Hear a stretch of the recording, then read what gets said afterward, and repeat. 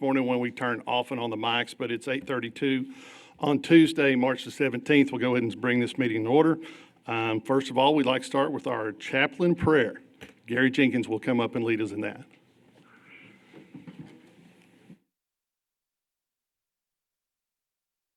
Good morning, Mayor and council members and everyone.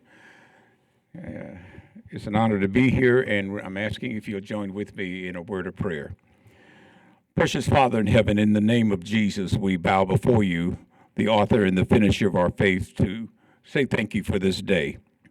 We thank you for your grace and your mercy, your long-suffering, your patience, and even your divine protection. But today we assemble in this chamber to conduct the business of the city, and we ask you to endow our mayor and the city council members with wisdom and knowledge that can only come from you, as they conduct the business of this city with excellence as unto you. So, Father, we thank you also, Lord, for our first responders and our firefighters, our medical EMTs. We also thank you for the veterans that will be honored here today, those who put their lives on the line for the defense of this nation. We ask you in Jesus' name to bless each and every one that's here, and will ever be mindful to give you and you alone the praise, the thanksgiving, and the glory. And it is so. Amen and amen. And will you repeat the pledge after me? Pledge allegiance to the flag of the United States of America, and to the republic for which it stands, one nation, under God, indivisible, with liberty and justice for all. Texas flag, I pledge allegiance to thee.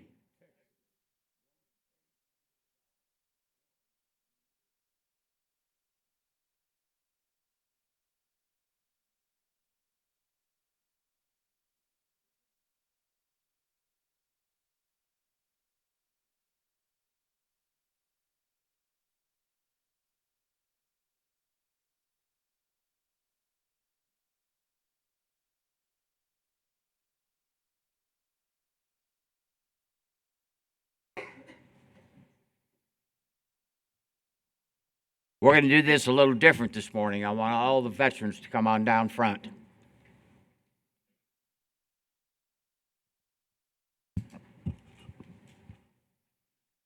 We're going to read this proclamation. The mayor has asked me to do it as the veteran that on the council. Vietnam War Veterans Recognition Act of 2017 established March 29th.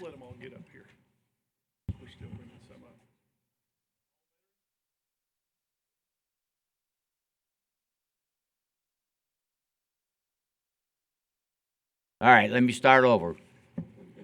The mayor knows how to do these proclamations. He does 3 or 4 of them every month. But you're going to do the best. Vietnam War Veterans Recognition Act 2017 established March 29th as National Vietnam Veterans Day. This year, March 29th marks the 51st anniversary of the imminent capture of Ho Chi Minh City, the former capital Saigon of the Republic of South Vietnam, by North Vietnamese forces. This was the last major military event of the Vietnam War that occurred from March 4th to April 30th, 1975. President Gerald Ford's proclamation on May 7th, 1975, administratively ended this decisive war for the United States of America. On March 29th, 2026, we will once again pause to remember the more than 9 million military personnel who served on active duty during the Vietnam War era from August 5th, 1964 to May 7th, 1975. And many people standing up here served during that era, including myself. This commemoration includes special tribute to the 3.5 million American men and women who served honorably in the Southeast Asia theater and the more than 1.5 service members who either fought in combat or provided close combat support. All these veterans served with courage and valor during what was, at that time, the nation's longest war. As a nation, we owe an immeasurable amount of gratitude to all veterans who served in the Vietnam War theater of operations, especially to the more than 58,000 who made the ultimate sacrifice. including more than 20 of our own heroes from Tom Green County. The freedoms we enjoy daily are a direct result of their commitment and sacrifice, and we are grateful for their unconditional service. It is equally important to understand and acknowledge the struggles that untold numbers of these old war horses and their families deal with on a daily basis. As a nation, it is our duty to ensure that we always remember them and diligently strive to meet their needs. As President Lincoln said, to care for him who has borne the battle and for his widow and officers.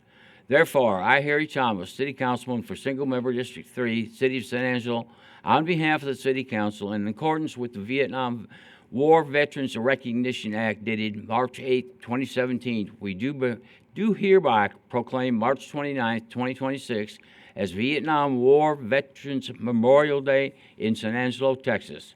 Further be it known that the citizens of San Angelo remember with eternal respect the service, valor, and sacrifices of all former and current active duty personnel of the Armed Forces of the United States of America. Who's going to accept this?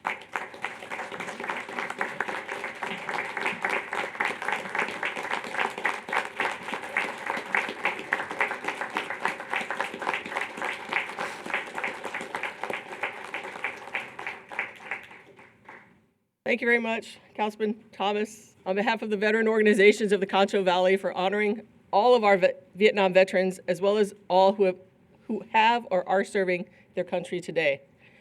May we also pray for the safety of our women and men deployed to the Persian Gulf area with ongoing Operation Epic Fury. In honor of National Vietnam Veterans Memorial Day, Goodfellow Air Force Base will once again be hosting a ceremony honoring those veterans. The United States Congress authorized lapel pins and certificates will be presented to Vietnam War veterans or their surviving spouses. For those who would like to attend, it will be held at the Wing Headquarters Building on Goodfellow at 11 a.m. on March 27th. For non-military guests, please contact Larry Miller. Please raise your hand, Larry, so they can all see who they're contacting after the city council meeting, so we can ensure your name is placed on the base access list, allowing you to enter the base and attend the event. This year, we'll also be honoring those veterans that served during the Desert Shield, Desert Storm campaigns, which defeated Iraq and liberated Kuwait from August 1990 through January 1991. We'll be honoring them with a commemorative pin and certificate honoring their service and sacrifice to our country. Again, for anyone here, a veteran of Desert Shield or Desert Storm, if you would like to also be honored during this ceremony at Goodfellow, please see Larry, raise your hand again, Larry, after the city council meeting. We are especially honored today to have one of these warfighters with us, United States Marine Corps veteran Corporal Troy Crosby, who will be the first Desert Shield, Desert Storm veteran to be awarded the new commemorative pin from Councilman Harry Thomas. Councilman Thomas, Corporal Crosby, and Mrs. Crosby, will you please come forward?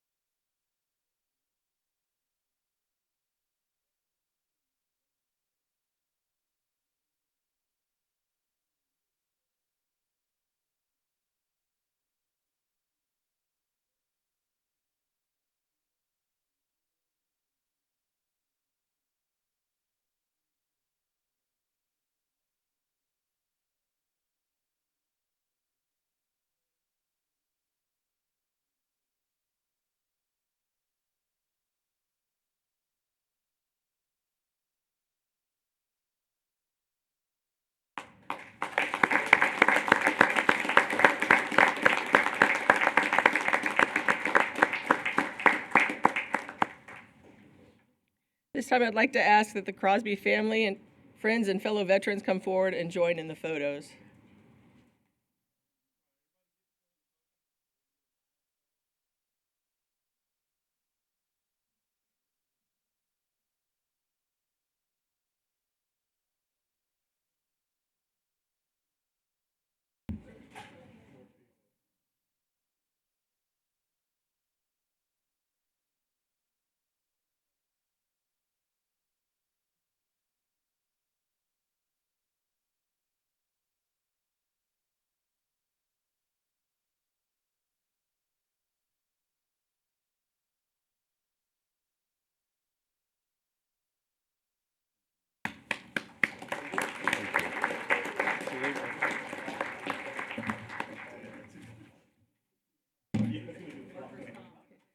Thank you again, Mayor Thompson, Councilman Thomas, and the City Council for allowing us to present this award during this ceremony. Absolutely.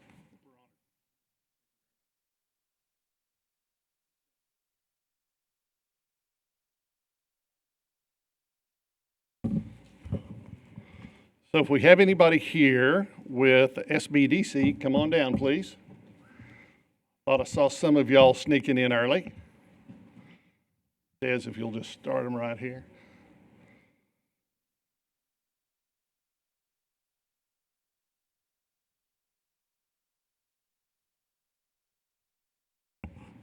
Perfect.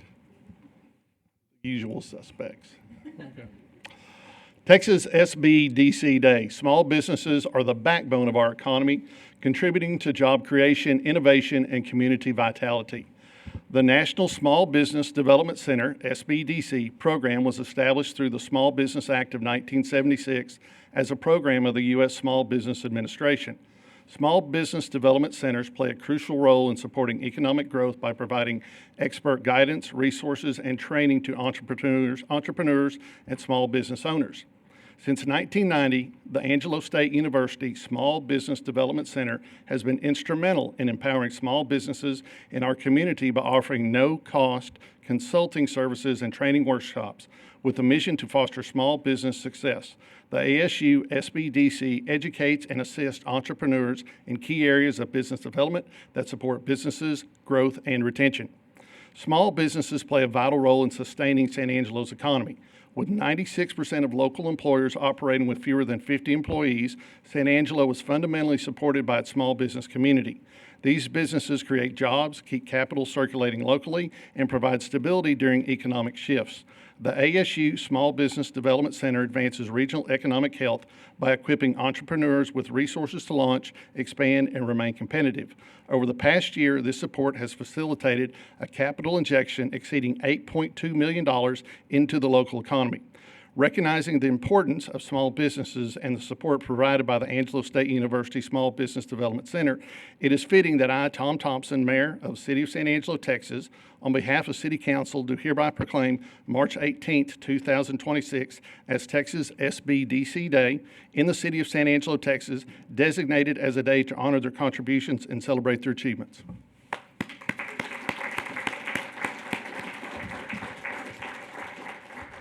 Somebody's going to come talk a little bit. Des?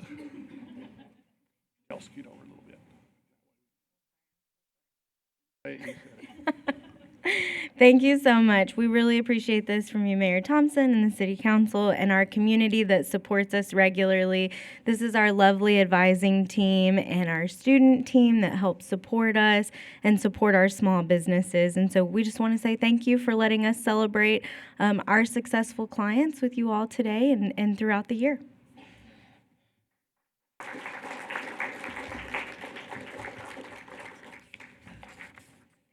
Let's get a photo.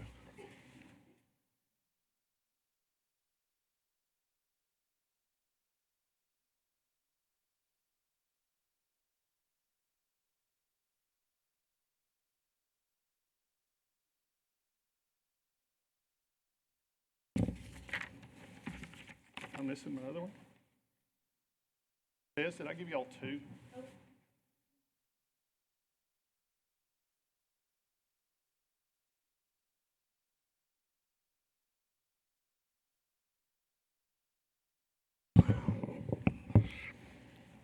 Okay, we're going to do the Developmental Disability Awareness Month. Greg, if you've got a crew, let's bring them up.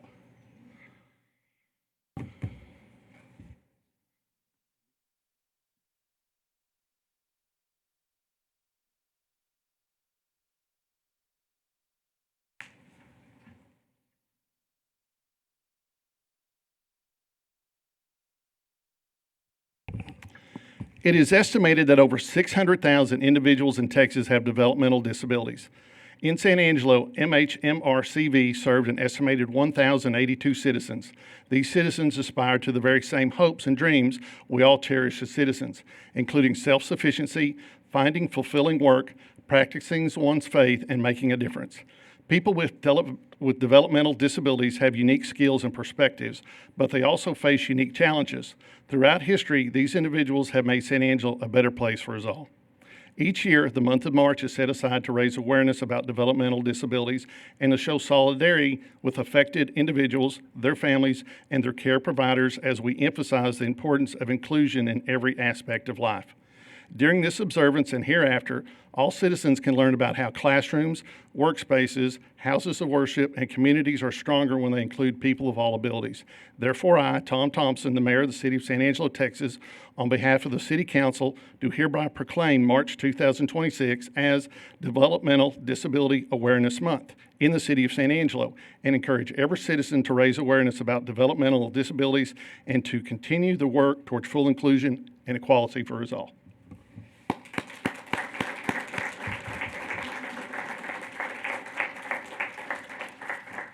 Thank you, Mayor, and thank you, City Council. MHMR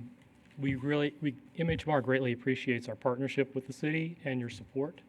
As you see, I brought a few people with me that really is the meaning of what we do and try to support folks in our community. We have some of our basketball team and cheerleaders here. Not everyone knows we do have a great basketball team, the Concho Valley Bobcats. And the highlight of the Developmental Disability Awareness Month is a big basketball game up at Howard College in Big Spring, where we play a lot of the other community centers. And we have some of them representing us here. We have a great team. They do a halftime presentation. This is on the 27th of March, and would love to have anyone come and support us. Howard College is a great asset to us all, and offers their gym and coliseum for us to have these games. We have an aggressive team, and we play Abilene as our big competitor and rival, and so we want to do well again this year, and greatly appreciate the support and everything we do to help folks. And our mission for MHMR is working together to help people help themselves, and that's what we try to do every day. So thank you, and thank you to the city.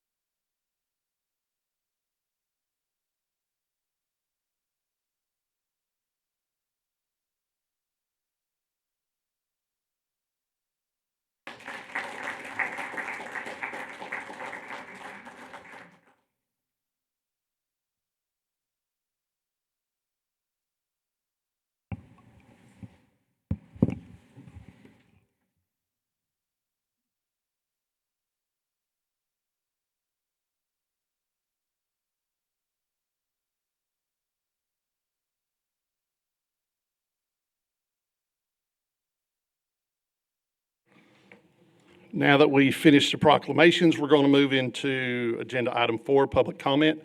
Members of the public may raise issues or concerns not listed on the regular agenda during this time. To participate, please sign in with the city clerk prior to the beginning of the meeting. Speakers will be called in the order which they signed in. When speaking, citizens must speak from the podium. Address all comments to the dais. Begin by stating your name and your address or single-member district number, and limit your remarks to 3 minutes or less. Heather, do we have any public comment? Anna Martin. Dana Martin.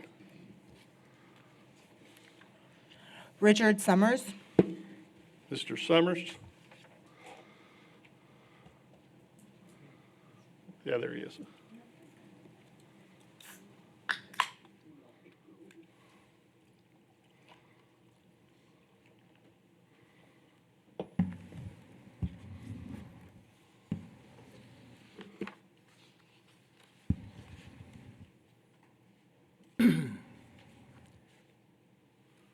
Good morning, members, mayor, and staff. My name is Richard Summers from District 5. Council, let's think together for a moment about how systems, including governance, can make decisions involving incentives which become misaligned with public welfare. Engineers and economists have long recognized that once a system begins rewards receiving for a particular outcome, it optimizes for that outcome even when larger and related systems suffer. In governance, we call this deviance institutional capture. Members, please understand this behavior may not require or even involve malicious intent. The actual danger is structural blindness. When incentives push strongly enough in one direction, growth headlines, prestige projects, ribbon cuttings, systems begin to ignore, dismiss, or even withhold information. This, despite critical warnings. Not because humans intend harm, but because the system has learned to move relentlessly toward the reward. Council members, each of you represents a district in the city, and Mayor, you represent the whole. Each of you then represent families who trust that your major decisions will not only strengthen the place they live, but improve it. They don't expect you to collapse transparency, nor to act hastily while facing imminent stress in housing availability and affordability, infrastructure capacity, uncertain water stability, rapidly wavering workforce conditions, and associated emergency services pressures. Other communities coping with hyperscale compute development have experienced these same pressures. To ignore or to dismiss these is to optimize the promise of future reward while shifting real costs into the present. That shift of cost falls onto residents and taxpayers. Council members, the responsible step here is both clear and simple. Before committing San Angelo to any project of the magnitude of the hyperscale data center, pause long enough to ensure the city is not optimizing for the wrong reward. And a temporary moratorium devoted to structured data center reviews is not anti-development, it is pro-governance. San Angelo deserves development that strengthens the city, not development that overwhelms it. To provide the assurance, you must protect the people who live here, those who place their electoral trust in you to continue to expect you to do exactly that. Thank you. Thank you, Mr. Summers. Heather, more public comment? Haley Lancaster.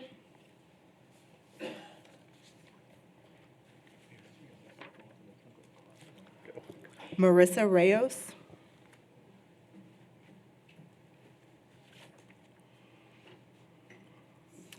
That's all for general public comment. All right, with that, we're going to conclude public comment. We'll move straight into the consent agenda. And I'll start down here at the dais on my left. We'll start with you, Tommy, as we move across. Have you got anything to pull? Nothing to pull, Mayor. Joe Self, Nothing to pull. Harry Thomas, Nothing to pull. Patrick, D, E, and L.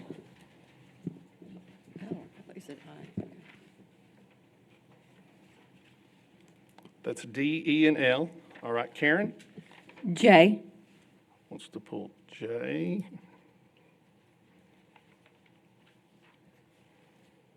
Mary? F, I just have one quick question on it. That's fine, you just Okay. pull an F. Cool.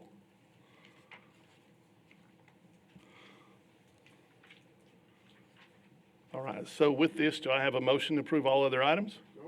Second. I have a first from first from Tommy, a second from Joe, and that is the approval, and y'all pay attention, make sure I don't miss it, of items A, B, C, G, H, I, K, M, and N. That's correct. Is there any public comment on those items, Heather? All right, with no public comment on those items, all in favor say aye. Aye. Any opposed? Specified items pass 7-0. Now we'll move into the first pulled item, item D, considering approving an airport raw lease with DK Boyd for 2,300 square foot, lot number 4 on the south taxi lane, development in the amount of $4,600 per year, and authorizing the city manager to negotiate and execute all related documents. Justin Fletcher, which you don't look like Justin, not sir. saying anything different there. And your name, sir? Good morning, Mayor. Keith Muncy. Keith Muncy. Yes, sir. And your title and position? Deputy Director. Deputy Director of the airport. All right, Mr. Muncy. Mr. Keeley's got some questions. Okay. Good morning. Good morning. So I think in talks before, we've talked about how our rent has been pretty cheap out there, and we are gonna work to getting it up. And even, kind of from what I've been told, even this is lower than what we think it should be at this rate. Is that correct? That is correct. Okay. That is correct. Yes, this lease was negotiated in December of 2025, 20 cents per square foot. So current land lease rate that we do have is 12 cents per foot. So this is a little higher. In April, May of this year, we're planning on meeting with the Airport Advisory Board to increase that rate to 30 cents. So the 20 cents that we're going to be currently charging per square foot, there's a 2% increase per year over year when that lease is in effect. Okay, that I didn't know of. So it's 2% every year? Yes, sir. Okay. Yes, sir. Because it just, on just what we see, it's just a 20-year initial term. I mean, I'm going to say that that's still, we're still 10 cents less. That's 33% roughly. That is correct, yes. And to have that for another 20 years, I think that's poor economic responsibility on our part. And we've got two of them that are basically the same. So, I mean, those are my questions. I'm gonna, would we have any issue reworking a deal with them to try to get a new lease at a Yes, more so, today's yes, rate? so they're responsible for the initiation, make sure that they provide the architectural drawings as well. And so they're going to be moving forward, but yes, you're absolutely right. That's why we're looking at the 30 cents so that we can be in line with the rest of the state of Texas. Our rate is very low and it's been like that for a little while, so we're doing our due diligence to make sure we raise those up higher. Yes, sir. All right. Thank you. That's what I need to know. Muncie, let me ask you this Yes, sir. question. So this is just the ground underneath the hangar? That is correct. All developmental, all things like that, assuming these hangars are similar cost to other cities, is about $1 million a hangar. That is correct. All right, and so the developer, builder, leasee bears all those costs? That is correct. And Okay. so this is just a raw line lease. That is correct. Yes, sir. Right. And so, and then that moves forward, and then at the end of the lease, it comes back over To the city of to the San city Angelo. when the lease terminates. That is And correct. should they not do an extension, that's when it would come back to the city. Yes, sir. That is Gotcha. correct. Yes, sir. And that is lease property with the same rules that govern lease property. So I'm assuming that would also include if any taxes are levied, Brandon? Our taxes levied?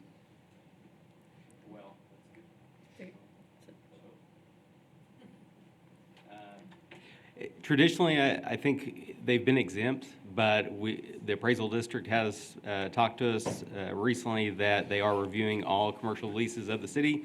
So they probably will be taxable in the near future. And our leases will all say that the tenant is responsible for any assessed property taxes. And that's driven by the county appraisal district and the state, Right. not the city. Yeah. Cool. Does that answer your question, Karen? Yes, thank you, Tom. Awesome. Any further questions for Mr. Muncie? Patrick, make a motion? I make a motion, we veto it. Thank you. Whoa, whoa, whoa. Wait. That's a veto? That's a veto. Did you want, okay, did you motion. hear Patrick? He wants to veto the lease. No, I did not hear that.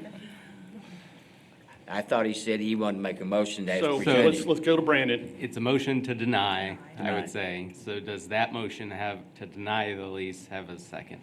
And is this for D and E? And are we saying we want to go back and renegotiate, or we don't want to lease it to this? Oh, yeah, mine's person? just renegotiating. We're Okay. already 30% low, and to have that for 20 years, I think is irresponsible. And I'm fine with doing it with both or just one, whichever the dais thinks is best, if we want to start with one. But it's the same exact lease, so. So I to me, it think would the be question both of them. here is, do we take it as presented, approve it as presented, or Right. vote against it? And if you don't, then I think it would just be direction back to staff to go talk to this individual and see where we can get. Right. So do we change his motion to, I mean, we would still deny it, correct? And then they could just go back and renegotiate? no, it has to have, Yeah, I mean, I would say, I think we need to take a vote Thank you. on Patrick's denial. We'll see how council shakes out. If somebody else wants to make another motion or give direction to staff, we can move forward that way. But I think we need to take motion. take Patrick's motion, make a vote, and so we'll Patrick proceed needs a accordingly. second for that? Denial? Yeah. Does he have one? So is there a second for Patrick's denial? So there's a first by Patrick and a Tommy's got a second by question. Mary for a denial. Is there any public comment on this? None. Right. Is this also for D and E, No, both this leases? is just the for single item D. We're taking them item by item. Do you have a comment? Comment, question, really. You negotiated this lease, I understand, Mr. Muncy, back in December with the potential tenant. They negotiated with us in good faith in December. That is correct. Has the board yet voted to increase our raw land lease rates to 30 cents a square foot yet? No, sir, that's presented in April, May of this year. Okay. That's when we're taking it to the board. Then I personally have a problem, somebody negotiating in good faith at 20 cents a square foot, and then we come in and try to renegotiate that. That presents an ethical problem for me. So that's my comment. I think we'll determine that with a vote. So all of those in favor of the denial of item D, say aye. Take it individual. Individual. Nay. Nay. Nay. Nay. Nay. I'm a nay. Aye. Nay.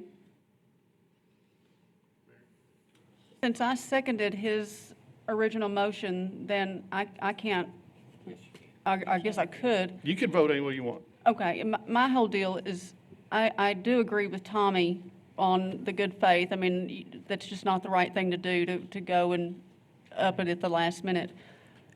But is there room for discussion on that with the potential client?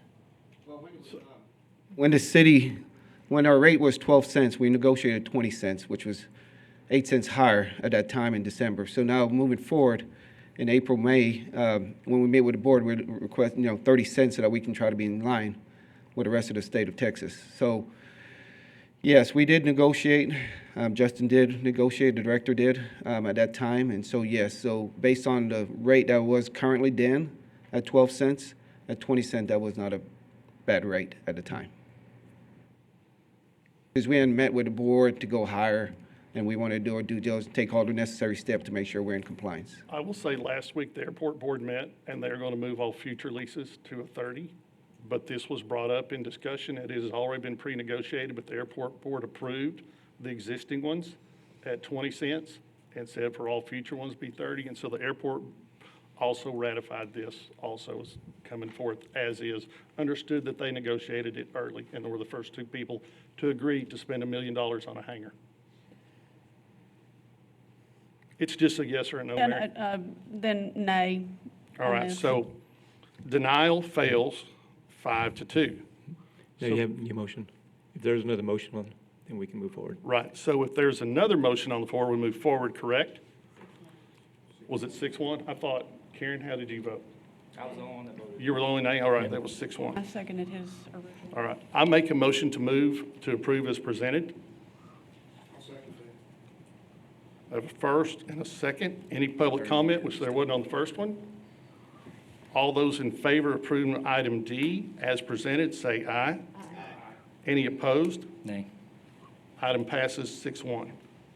I do want to acknowledge Patrick's diligence in this, not saying that you weren't, but he's a bit of a watchdog, and I can certainly appreciate that. So just kind of a word to all of us going forward, we have to do the best we can on that. But I do appreciate you, Patrick, for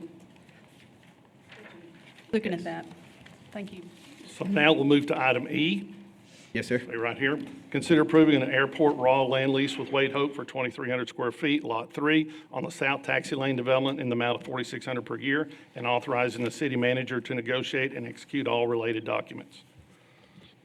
Patrick? No questions? Any questions from the dais? I'll make a motion to approve as presented. Second. I have a second from Karen. Any public comment? With no public comment, all those in favor of item E say aye. Aye. Item passes 6-1. Is that correct, Patrick? Correct. I'll make sure. All right, don't get me wrong. All right, now we'll move to item F. You're done. Okay, I didn't know if that was You next can one. escape now. Thanks, Keith. Muncy. Oh, F is Is he too. F? Oh, he's F too. I just jumped to Mary Coffee. Hey, Sorry. stay up here. All Yes, right, sir. I'll go ahead and read the next item, see what it is.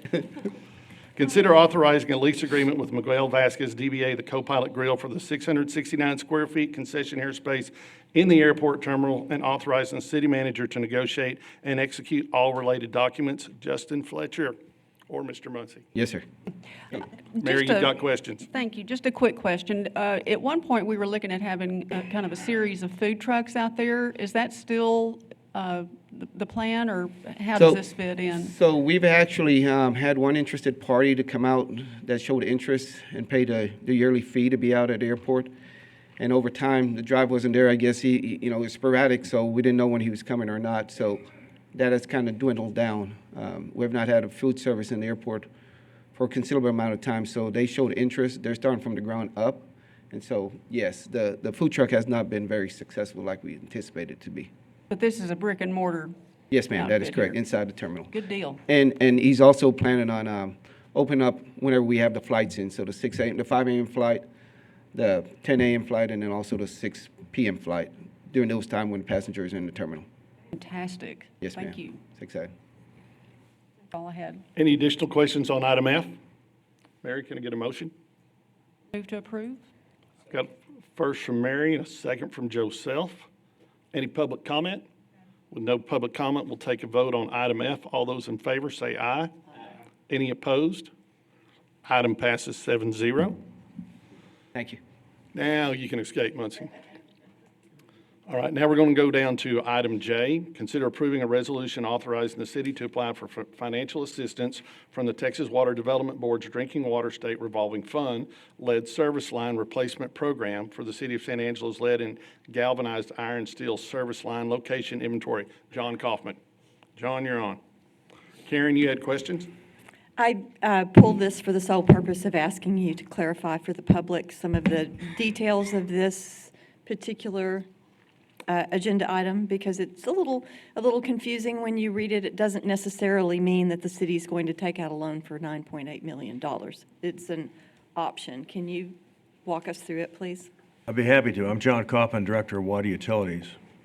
The confusing language I would have to attribute to the Texas Water Development Board. They're not always straight and clear on things. But we have a lead service line identification program that's ongoing, that's pursuant to the 2024 lead and copper rule improvements. This is an unfunded federal mandate. So what we've done is we've incorporated the identification of lead service lines pursuant to federal regulation by EPA into our meter replacement program. So as we're replacing meters in the city, we're also identifying any lead copper service lines that are out there. So that's what we're doing. To date, we've identified, we've investigated 28,585 service lines to date. We've got about 8,200 left to do. Our cost to date, just on the identification part of it, is just under $600,000, about $589,924. Our forecast total cost for the lead service line identification part of the project is approximately $760,000, plus any engineering services that are related to the inventory of the service lines and putting the information together on our city website. Have you found any lines that are out of compliance at this time? We have found no lead service lines in the city of any kind, either on our side or the customer side. That doesn't mean we won't find some more in the future, but so far we've found none. If we find any, we're required by regulation to replace all lead service lines within 10 years of identification. So this agenda item gives you the option to apply for a loan, should it be needed, and if it is needed, what is the financial liability of that? The financial liability, as I understand it, is 0% interest. And we wouldn't be borrowing any more money than what we've dedicated for the investigative part of the project, which right now is less than $1 million. So we have some vetting to do on the whole program. This was just introduced to us at the very end of the month of February. I filed the notice of intent to apply to keep us with that opportunity to do so, but there are off-ramps. We don't have to do it if we decide we don't think it's in our best interest to do it. But with a 0% interest rate, it seemed attractive. Indeed.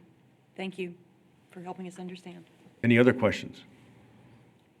With no other questions, I'll look for a motion. Motion to I have a approve. first from Karen and a second from Tommy Hebert. Any public comment? With no public comment, we'll take a vote on item J. All those in favor say aye. Aye. Any opposed? Item passes 7-0. Thank you. Thank you, Mr. Kaufman. Now we'll move down to item L. Consider a resolution approving non-monetary in-kind support for the San Angelo girls fast pitch softball hosting of 3 tournaments a year at the Texas Bank Sports Complex. Jesse Baines. Yes, first off, do y'all have any questions first? Our coach. Yeah, I just wanted to kind of bring it to light and show that we are, I assume it's going to be at the Texas Big Sports Complex, is that correct? Yes, sir. And that'll help utilize our fields there. How much of the complex do they usually use when they come to town? Yes, so for West Texas All-Stars, so what brought this forth is every 3 years we host West Texas All-Stars. What we're trying to do is have a better relationship with USA Softball to where the relationship is, all right, why bring money just every 3 years when we could help the city every year and what we need to do that. So what they use the whole complex, quads 2 through 4, because quad 1's more of a baseball setup. And then for West Texas All-Stars, on a down year, if there's projected rain, it'll be 67 teams, but can be upwards of 100. This past summer, the economic impact was over $700,000, and that's with one of the days having lightning and rain, and the last day being completely rained out. I mean, when it was raining, you still had Angry Cactus parking lot full, and you saw all the parents' cars decked out for softball. The one that was 3 years before, the economic impact was $1.4 million. In terms of field rentals, each year we fluctuate between $16,000 and $28,000. Right now, for this fiscal year, we're 15, but that's still a far cry from $700,000 or 1.4. So we just believe that these tournaments are a good way to really produce commerce for the city. Absolutely, I agree. I move to approve. Nobody else has any questions? Let me see any questions. Comment, Jesse, that's, you're talking about the potential for 9 tournaments versus 1 tournament, right? Yes, sir. I think that's just something I want to make sure it's emphasized for the citizens that are listening right now, and that's great. Thank you for the work on that. Okay, so with that on the floor, I have a first from Patrick. I've got a second from Tommy Hebert and a third from Karen Hesse-Smith. Why not? Is there any public comment on this item? Great item. With that, let's take a vote. All in favor say aye. Aye. Any opposed? Item passes 7-0. Thanks, Jesse. Good question. Thanks for pulling that, because we don't get that out enough. All right, we're going to move into item 6, regular agenda. Comments regarding items on the regular agenda may be made by the public when each item is discussed as outlined above. To participate, please sign in with city clerk prior to the beginning of the meeting. Speakers will be called in order they are signed in. Comments are limited to less than 3 minutes. Applicants, proponents, and appellants are exempt from the time limit above and instead must limit their remarks to less than 5 minutes. We'll move into item A. Consider accepting the city's fiscal year 2025 annual comprehensive financial report and single audit presentation made by Patillo, Brown and Hill LLP Audit Manager Clayton Rogers. You don't look like Clayton. I just looked up and I got a surprise. John. Good morning, Mayor, Council, Mr. Valenzuela. I'm just here to introduce Clayton Rogers. He's one of the partners there at Patillo, Hill and Brown. Go ahead and invite him up. He's going to go over the report with you guys this morning. And you are? Name and title? Jonathan Flores, Interim Assistant Finance Director. Thank you. Mayor, Council, thank you all for having me. Jonathan missed his opportunity to be an auditor for a day. So I guess I'll stick to the plan and I'll take care of that part.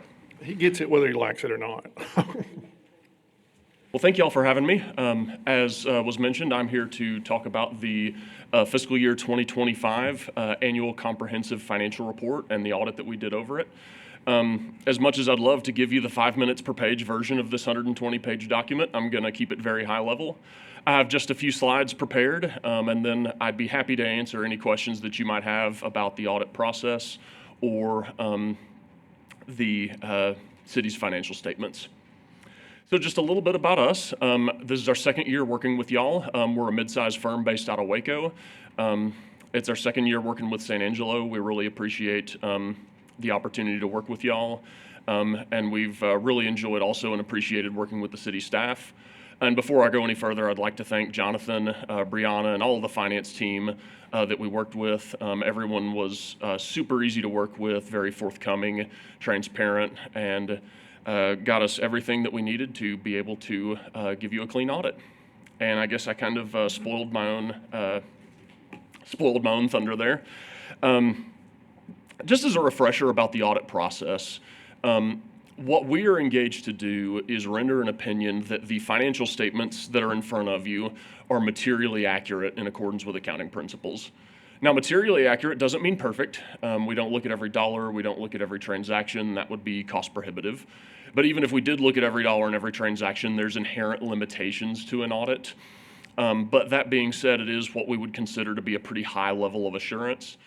We perform lots of procedures, spend hundreds and hundreds of hours working through the audit, and ultimately we render that opinion that's based on all of our audit evidence. And you'll see there we are rendering what we call an unmodified opinion. It's also known as a clean opinion. And so what that means is that based on our audit, we do believe that the financial statements of the city are materially accurate for fiscal year 2025. That's the highest level of assurance that we can give.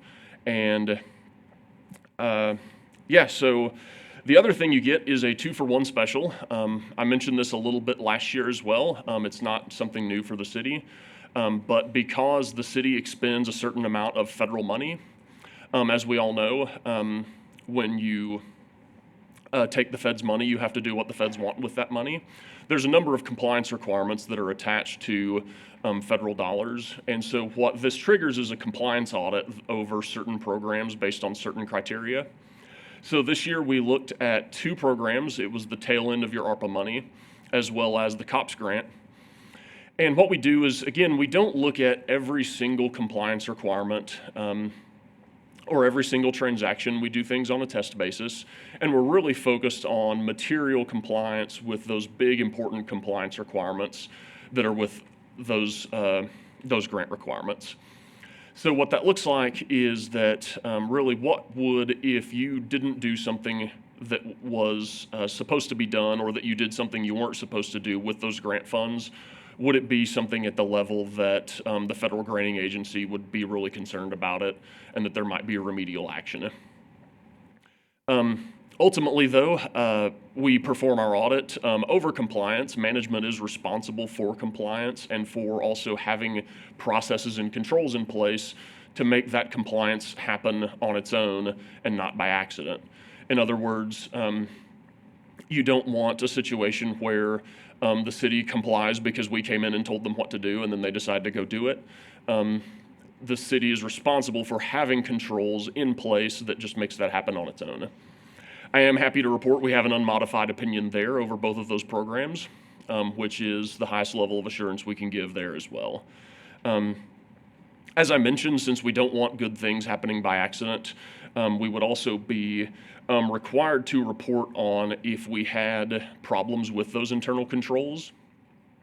Now, one thing I want to be clear about is that it's not our responsibility, and we're not engaged to go looking for problems, either internal control over financial reporting or controls over compliance. We look at the city's processes and controls for the express purpose of planning and performing our audit. And if we stumble across a problem with controls, we have to do something with it. But I am happy to report that we had no reported findings over financial reporting or over compliance. So what that means is not that the city's controls or processes are perfect. We know that there's always room for improvement. There's always things that can be tightened up or made more efficient, especially even if you have a almost perfect system, things change over time, requirements change. One thing, Jonathan, actually, I have to give him the brownie points. He was my first client that asked me about the down in the weeds implications of the penny going away, so that there will be things in the city's process that have to change when the penny goes away.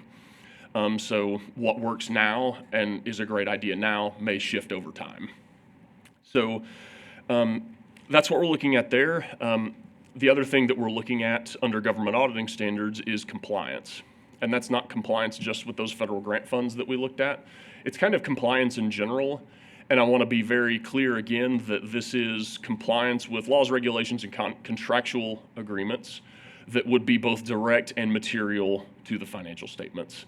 So again, there are numerous requirements of all kinds. We're looking at what would have a big material effect on the financial statements. For example, if you had grant funds that if you materially didn't comply with those federal compliance requirements, there could be clawback, and that would be a liability that needs to be reported.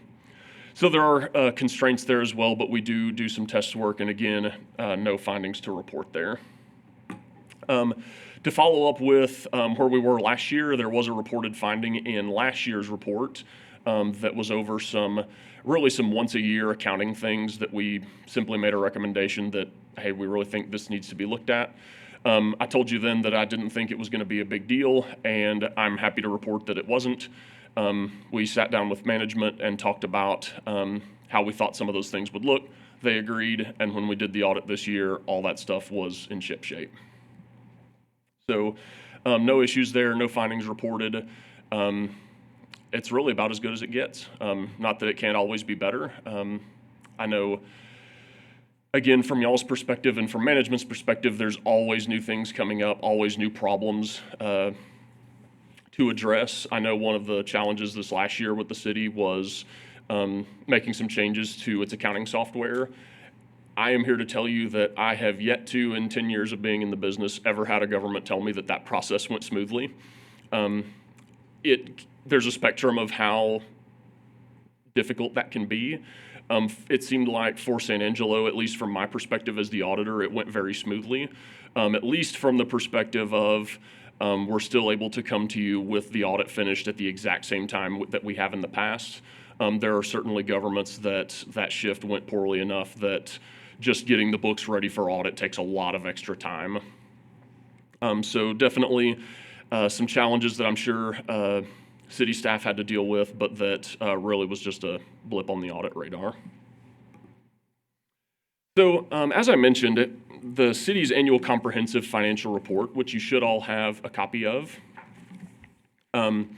is a very big, thick, detailed document. I'm a CPA who looks at these all day long, and it makes my eyes cross after about 10 or 12 hours of reviewing it. So I'm not going to go into any detail as my part of the presentation, but here in a moment, I will open it up to any questions that you might have had reviewing this that was sent out. The bulk of the financials is the basic financial statements and the notes to the financials. Those are both the integral parts of what we were auditing.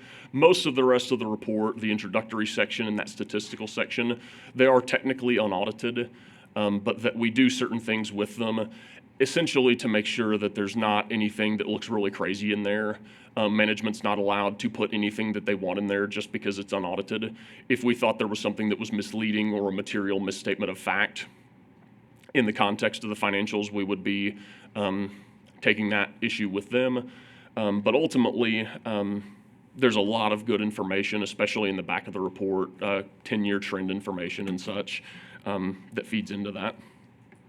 So with that, I will open it up to if y'all have questions about the audit process or anything in the financials that you'd like to drill down on.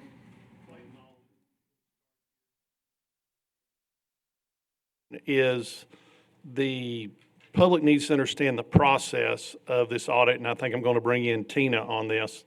This probably goes over, there's several meetings with an audit committee, correct? Tina, could you maybe elaborate on that? This is just not a give them the paper and then give it right back. So maybe give everybody a little background of what our process is to make sure we get accurate, unbiased data provided. Well, Clayton and his team come in probably midsummer last year to do some interim test work. That's kind of the start of the audit process. And then, working towards the end of the year, they give us what's called a PBC listing, and that's prepared by client, long list of items that they review and look over, and we kind of work on the timeline with them. And, once year end hits, then we're able to provide them the year-end financial statements, and that's what they use to make their selections for the audit process. We do also review the audit in a little more detail with our audit committee, which I think Harry and Tommy sit on that committee for us, and so they've seen this before as well. Okay, cool. Thank you, Clayton. Just one thing, and it's something we all need to ask. I mean, as the information provided, do we benchmark along with similar-sized cities? I would say so. All right, and do you think if you were going to score us 1 to 10? Oh, man. Probably an 11. While we're all listening? 11, maybe 12. That's perfect. That's perfect. Yeah. Love it. But I just want to say, this is one of the most transparent things you can do as a city is do an individual, your own self-identity audit and go back through and look for problems. The problem we had last year was just how we were booking and on a time frame of when we booked it, the income, and for the appropriate period. So in the 8-9 years we've been here, we've never found anything that we haven't been fairly compliant on, or at least something that we couldn't fix. And with that, I'll open the dais up to any questions. Tommy, I'll move left to right. Got questions? Just a comment to our finance staff. Clayton has already alluded to it, but they do excellent work. So my congratulations to our finance team, Jonathan and his crew. Again, they are the ones that keep us on track. So thanks to them. Mr. Self? I want to reiterate what he said. Thank you. That's a ditto? Yeah. Awesome. Harry? Yeah, just a real quick comment. When we changed audit firms 2 years ago, and I know that we have to do this on a regular basis, we vetted this particular group long before we ever decided to hire them. And we'll have to say, I've been impressed because Clayton and at least one other staff member has been part of our quarterly audit meetings since they came on board. They know what we're doing, they're aware of what we're doing, and when they go through and look at the books, they got a good feel for what the staff and the oversight, because we got, Tommy and I have been on that audit committee for 2 or 3 years, but we also have some citizens from San Angelo that are on that audit committee. So we have pretty good oversight on it. But Clayton and his team did an excellent job this year, but they were interactive with us the whole year. Awesome. All right. Patrick? Any questions? Karen? No. Miss Mary? All that. So is this an action item? Do we need to take a vote on this? So I'll look to accept it. Daniel, did you have any comments? This is actually my last audit, and quite frankly, when I look at everything that everybody said as far as the staff, it started with Michael Dane, then with Tina, and of course now interim with Jonathan, have always been so conscientious about the work they do. I mean, every year they win 2 excellence awards, and so they're just an absolutely outstanding team. They work very well together, and you see it. But again, I am just so blessed and so thankful that I've had such a wonderful team to work with. So again, Tina, Jonathan, thanks for all the work you guys do. It's been great to work with you. I was going to tear up a little bit right there. I was. Awesome. So I'll look for a motion to accept the audit as presented. I have a first from Karen and a second from Harry Thomas. Is there any public comment? With no public comment, we'll look to take a vote. All those in favor say aye. Aye. Any opposed? None opposed. Item A passes 7-0. Clayton, thank you very much. Thank you. We'll move to item B, consider approving the purchase of 601 Rio Concho Drive from Judith E. Horn Living Trust for the purchase price and closing costs not to exceed $150,000 sourced from the General Capital Projects Fund balance, and authorizing the city manager to negotiate and execute all related documents. Presentation made by Real Estate Manager Sarah Torres and Parks and Recreation Director Carl White. Good morning. We just brought this item to you for your approval due to there being a budget amendment tied to it. It has been discussed with y'all previously. I don't know if you have any questions or if you want some more detail. Carl and I are both here. Maybe you would give them a description of the property, of where it's at, and kind of what it puts together. Sure. This property is near this facility, the convention center, and the city is looking at purchasing that for future expansion of parks and recreation facilities. And does that, so we had one piece of property. Right. but This will tie property- in and give us, from this facility over, we now own the other two properties. Makes it one contiguous piece. Yes, for that future expansion. All right, with that, any questions from the dais for Sarah? With no questions, I'll look for a motion. I got one for the first from Harry and a second from Tommy Hebert. Any public comment, Heather? With no public comment, we'll take a vote. All those in favor say aye. Any opposed? Item passes 7-0. We'll move to Thank item you. C. Thank you, Sarah. First reading and public hearing of an ordinance approving standards for the care for recreation summer camp held at recreation centers for ages 5 through 13. Presentation made by Recreation Manager Jesse Beans. How do we say that? Benis or Beans? Well, you're the mayor. You can say it however you want. Oh, no. I don't want to be the mayor that always got it wrong, okay? Benis. Benis. That's how I wanted to say it. Anyway, Mr. Benis, you're on. Yes, sir. Municipalities, in order to be able to run a summer day camp without being a licensed daycare, has to have a standard of care, which mentions our policies and procedures, which must be accessible to all participants, and also mentions that we're not a licensed daycare and that we commit to not marketing ourselves as such. Any questions?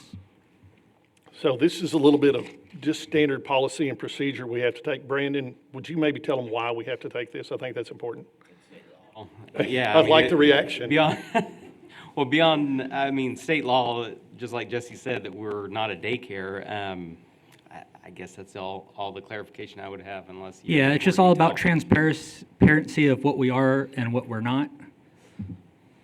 And we're not a daycare. We're not a daycare. Especially to kids 5 through 13. And by continuing to operate that the way that we are, it gives us the flexibility that we need to be able to run our program. Well, it's not an easy job, and we thank y'all for doing it. With that, I'll look, is there any questions from the dais? If not, I'll look for a motion. I have a first from Karen, a second from Tommy Hebert. All those, is there any public comment? None. No public comment. All those in favor say aye. Aye. Any opposed? Item C passes 7-0.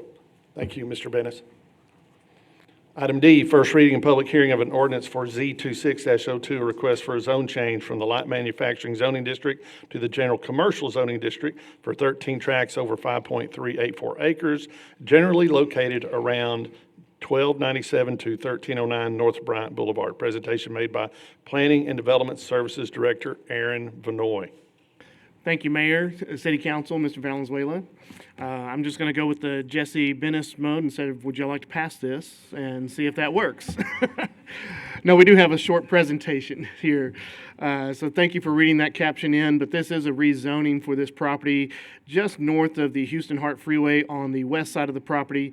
A property that when you see some of the pictures you will recognize, because this was an area that our stormwater team and other folks have helped clean up over the years because there had been some transient citizens that had made campsites there over the time, and now it's actually getting ready for development, so it's very exciting. It is in the Blackshear neighborhood. It is in District 4, Mr. Patrick Keeley.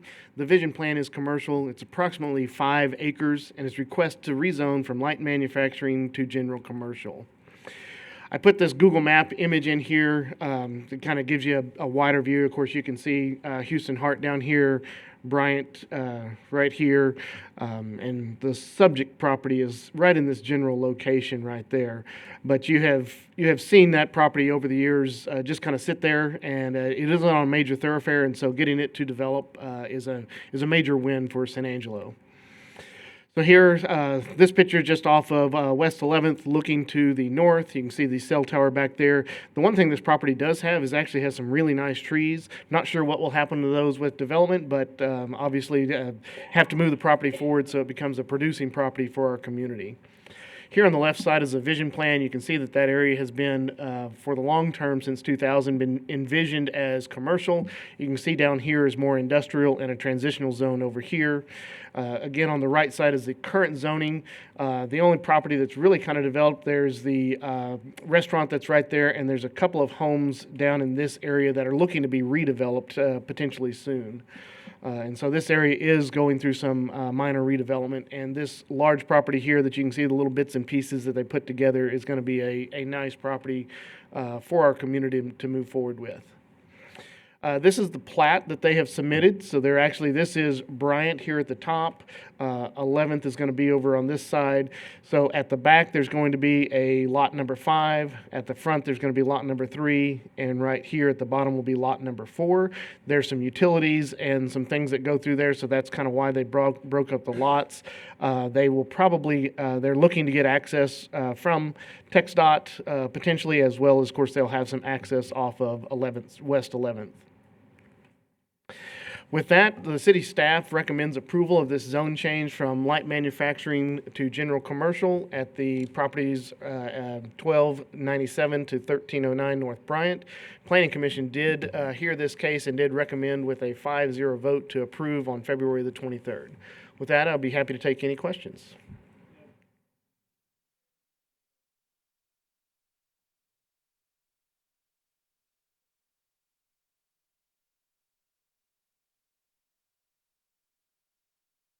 For this property in the past. With that, it's, Patrick, it's in your district. I'll let you kind of lead on this one if you have any questions or discussions. No questions. I think it'll help clean it up and develop that, so I'm all for it. Any further questions? With all that, Patrick, you want to make a motion? I move to approve. I have a first from Patrick. I'll give a second to Harry Thomas just because he did such a good job today. Is there any public comment on D? With no public comment, all those in favor say aye. Aye. Any opposed? Item passes 7-0. Thank you, Aaron. Here we go into item E. Consider a resolution calling a joint public hearing of the City Council and the Planning Commission establishing alternative notice procedures regarding the following zoning ordinance sections. 1, Section 501, Residential District Standards. 2, Section 314, Residential Structure Types. 3, Section 313, Use Table of Zoning Ordinances. 4, Section 511, Off-Site Parking Standards. 5, Section 419, Mobile Food Units. 6, Section 211, Historic Overlay Zone. And 7, Section 212, River Corridor District Overlay Zone, Downtown District Overlay Zone, and Cultural District Overlay Zone of the zoning ordinance. Presentation made by Planning and Services Development Director Aaron Vanoy. Thank you again, Mayor. As you read all of that in, seems like every mayor gets to do that at least once a year, so you've got your one time this year to read something that large in. But the Planning Division is bringing forward some initiatives that we are requesting to have a joint meeting, which is allowable under the state law, and it allows for efficiencies. Basically, it reduces the number of notices that you have to send out and allows for the Planning Commission and City Council to meet at one time and to have a public discussion about these items. So as you see on your agenda further down, we have those 3 items that we're going to discuss with you individually of what the content of those items are. This item is to request a joint meeting and an alternative notice, which means we would notice in the newspaper and we would publish on our website. And they say you have to do 2 different forms of notices, and that has satisfied that law. For about 4 years now, we've done this every year. It looks like we're modifying a lot of sections. Our goal is to help some flexibility in our residential zoning ordinance where we're a little restrictive on lot sizes. Our development community has come and said we need a little bit narrower lot sizes, and we've gone and tried to make some accommodations. And talking with our building official, Ms. Charlie Kemp, one of the challenges in our zoning ordinance, we don't really think about the building code very often, but it doesn't really work together when we have a zoning district that has 5 or 6 structure types allowed in one zoning district, because each structure type may have a different separation in the building code. And so what we tried to do is expand the offerings and still allow the structure types, but let them be zoning dependent, if that makes sense. And we'll have more information on that. But this item here, item E, is really to request the Joint Planning Commission and the City Council meeting, and we are looking at April 21st, that we would have that here in these chambers. We would notice at least 15 days in advance in newspaper as well as on the website. We would have all the background information available, all the ordinance, the red lines. You've actually will see the red lines today for the public. We've been doing meetings on these for about 7 months now. Our staff team has done a great job of reaching out to different groups and having a diverse committee looking at these things. And so I'm very excited about that for each one of these items that'll be coming up. With that, I'll be happy to answer any questions on item E about a joint meeting on April the 21st and our alternative notice. So Aaron, let me clarify. Your ask on this is strictly for us to make a motion and approve a meeting on April 21st. It's going to cover these topics. That is correct, and an alternative notice allowance for that. All right, and then we're going to get into some of these topics in depth with additional items. That is correct. All right, so does everybody understand that? Is that one clear? Is there any questions from the dais? With that, I'll look for a motion. I have a couple questions. All right, Patrick, got some questions. So the alternative versus traditional notice procedures, what would be the traditional that you have to do? Well, as you see that we're opening up section 501, that means anyone that's zoned residential would have to get a paper notice, and that's very costly for our citizens to pay for that, for everyone to get a notice. So any one of those items that you open up there that has to do with a zoning district, you have to notice them individually by our traditional standards. So if you think of the last zoning case that we had, we have a 200-foot buffer around there that we would notice. Well, that makes reasonable sense for that specific property. When you're doing such large changes, and I shouldn't say large change, but you're doing such large areas and trying to add zoning districts, it impacts a lot more people.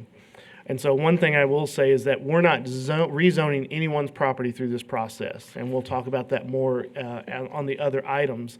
And we're not changing anyone's current zoning, but we are required to notice them that we are changing our zoning ordinance, and it can affect residential zoning overall.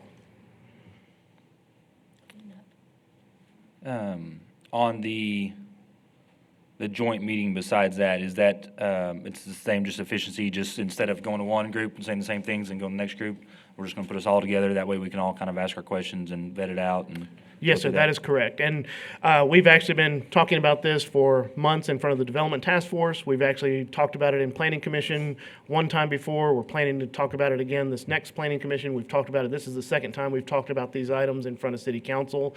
So we're making sure that we're getting the public involved and notice that through our different channels.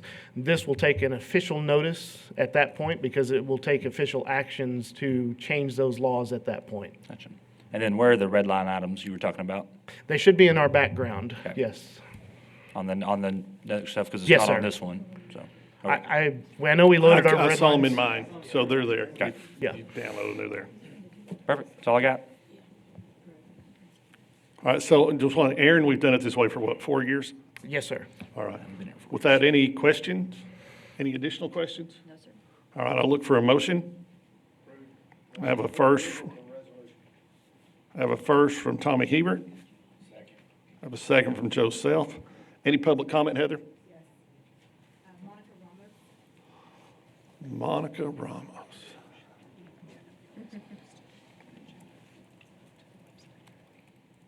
I was just going to ask what the historic overlay in the downtown district topics were about, but I think Aaron's already clarified that'll be discussed on That'll be a April future agenda 21st. item. So I'll just sit and wait until then and find out more about that. Thank you.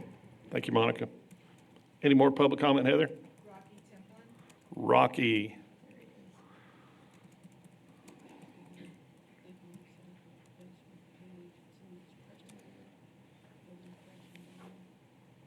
Morning, Rocky Templin, single member District 6. The only question I had really was when we do have this meeting on the 21st, when I was at the last one, it was a little confusing on who we were talking to, whether we were talking to planning or we were talking to the council, and then in what order, and then who was the answer and how it worked. So I'd just like to make sure on this meeting that everybody kind of knows from the audience who they're going to speak to, if they're speaking to everybody, but if council can ask a question and planning at the same time, or it's what the order is going to be. So your ask is to make sure we have a defined procedure and outline for this April 21st meeting. That'd be great. We'll do that, Rocky.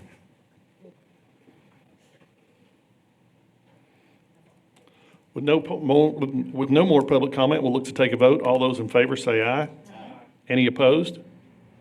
Item E passes 7-0. Now we'll move to item F, discussion and direction for modification to the mobile food unit, section 419 of the zoning ordinance, presented by Planning and Development Service Director Aaron Vanoy.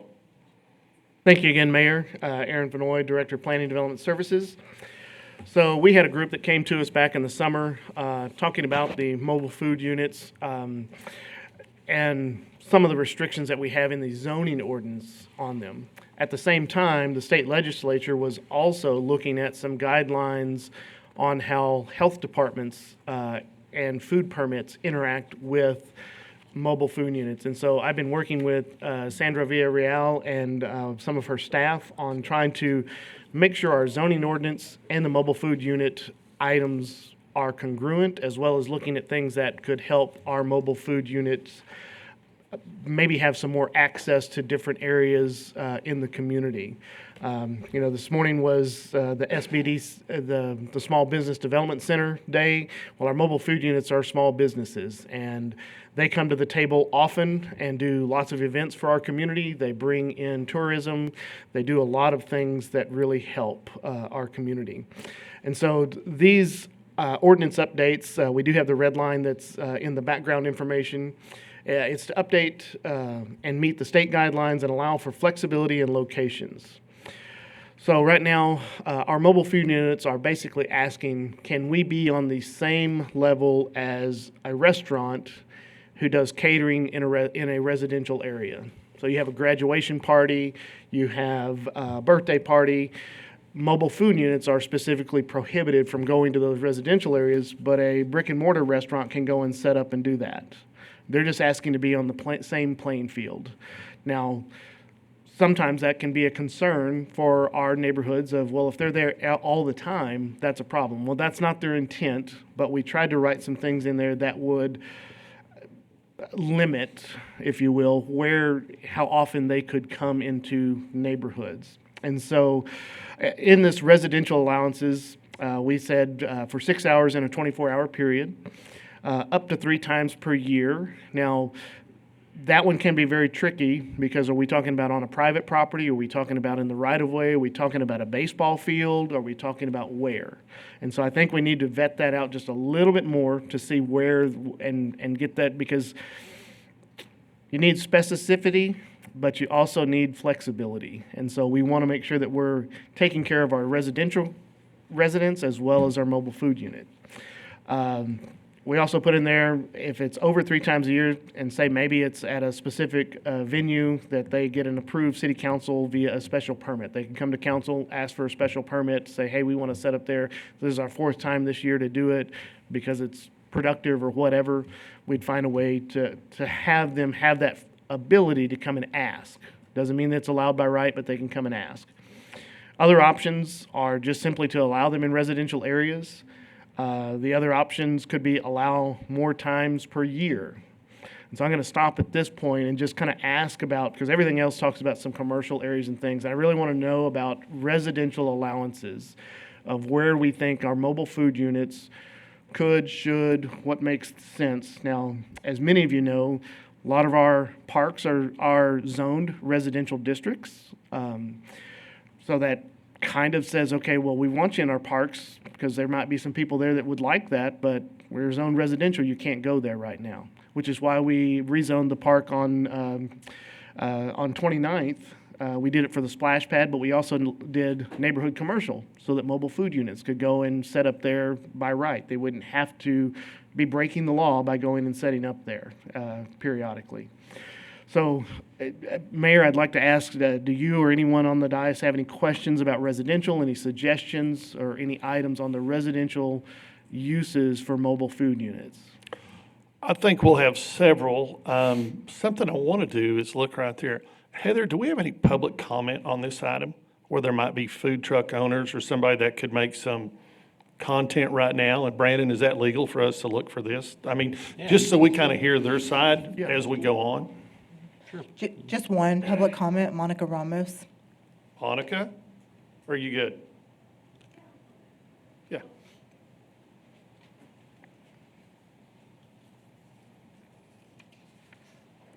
And the reason I do this is, we're talking about residential right here, not commercial. But the food trucks cover all of it. And so we're trying to make something that's not difficult. What we hear mainly from our people is how difficult it is. And we're just trying to, and I think planning and development has done a good job of trying to remove the headwinds and obstacles to make something like this happen. With that, I want input from you, Monica, on what you see. Okay, I might be stepping up here a little bit early, but I'm Monica Ramos, downtown director, and Aaron might have more in his presentation. So I don't really have a lot to comment on the residential part, but for the downtown area, that's where I do have some So let's feedback. table you for a minute till we come back up with that commercial part. Okay, all That'd right, be sorry all about right. that. So Patrick, you've got kids. And I have seen neighbors and people come up and want to have a food truck because they don't want to feed 30 kids. And I don't have a problem with that, but there's issues of safety when you put a food truck in a street. Where can you get by? If it's on your own personal property, I don't have a problem with that. The worst thing sometimes with a food truck is the food truck can't control the trash that the people that patronize it leave laying around. But with that in mind, 6 hours in a 24-hour period, I think that's negotiable. I think that's fine. Some parties last longer than that. 3 times a year, I think if it goes more than 3 times a year, somebody should have a commercial issue. And then whether it has to be by a special permit, can you get one of these online? How quick is it to get a permit? Say if Patrick calls up and the kids are wanting to have a party and somebody's moved it to his house and their house got something happened. You have to do some planning because you'd have to actually come in front of city council to make a presentation of why it's not just an administrative decision. Now, that could be rethought. Doesn't have to be a city council, but we do special permits through city council for events, if you will. Right. There could be a separate process that went through that, but that's kind of the challenge for staff at times is, all right, when is it appropriate for administrative to make that decision? When is it time for it to go to an appointed board or an elected board to make that decision for a land use? So my question here is if we go with what's presented and we find out in hindsight we did something that was harmful or not beneficial, how hard is it to go back and change? Yeah, we would have to change the ordinance yeah. Okay, so we better get this right the first time. All right, And with that's that, why I'll- this is the discussion phase of, all right, are we headed in the right direction or do we need to rethink some things so that we can make sure that we're hitting the right mark? So in April 21st, we have a general consensus of what we want to do. So what we're doing today is not a decision that's going to make those changes. Those have to go to the April 21st meeting That to is make sure correct. everybody's clear. With that, I'll open it up to the dais. Tommy Hebert.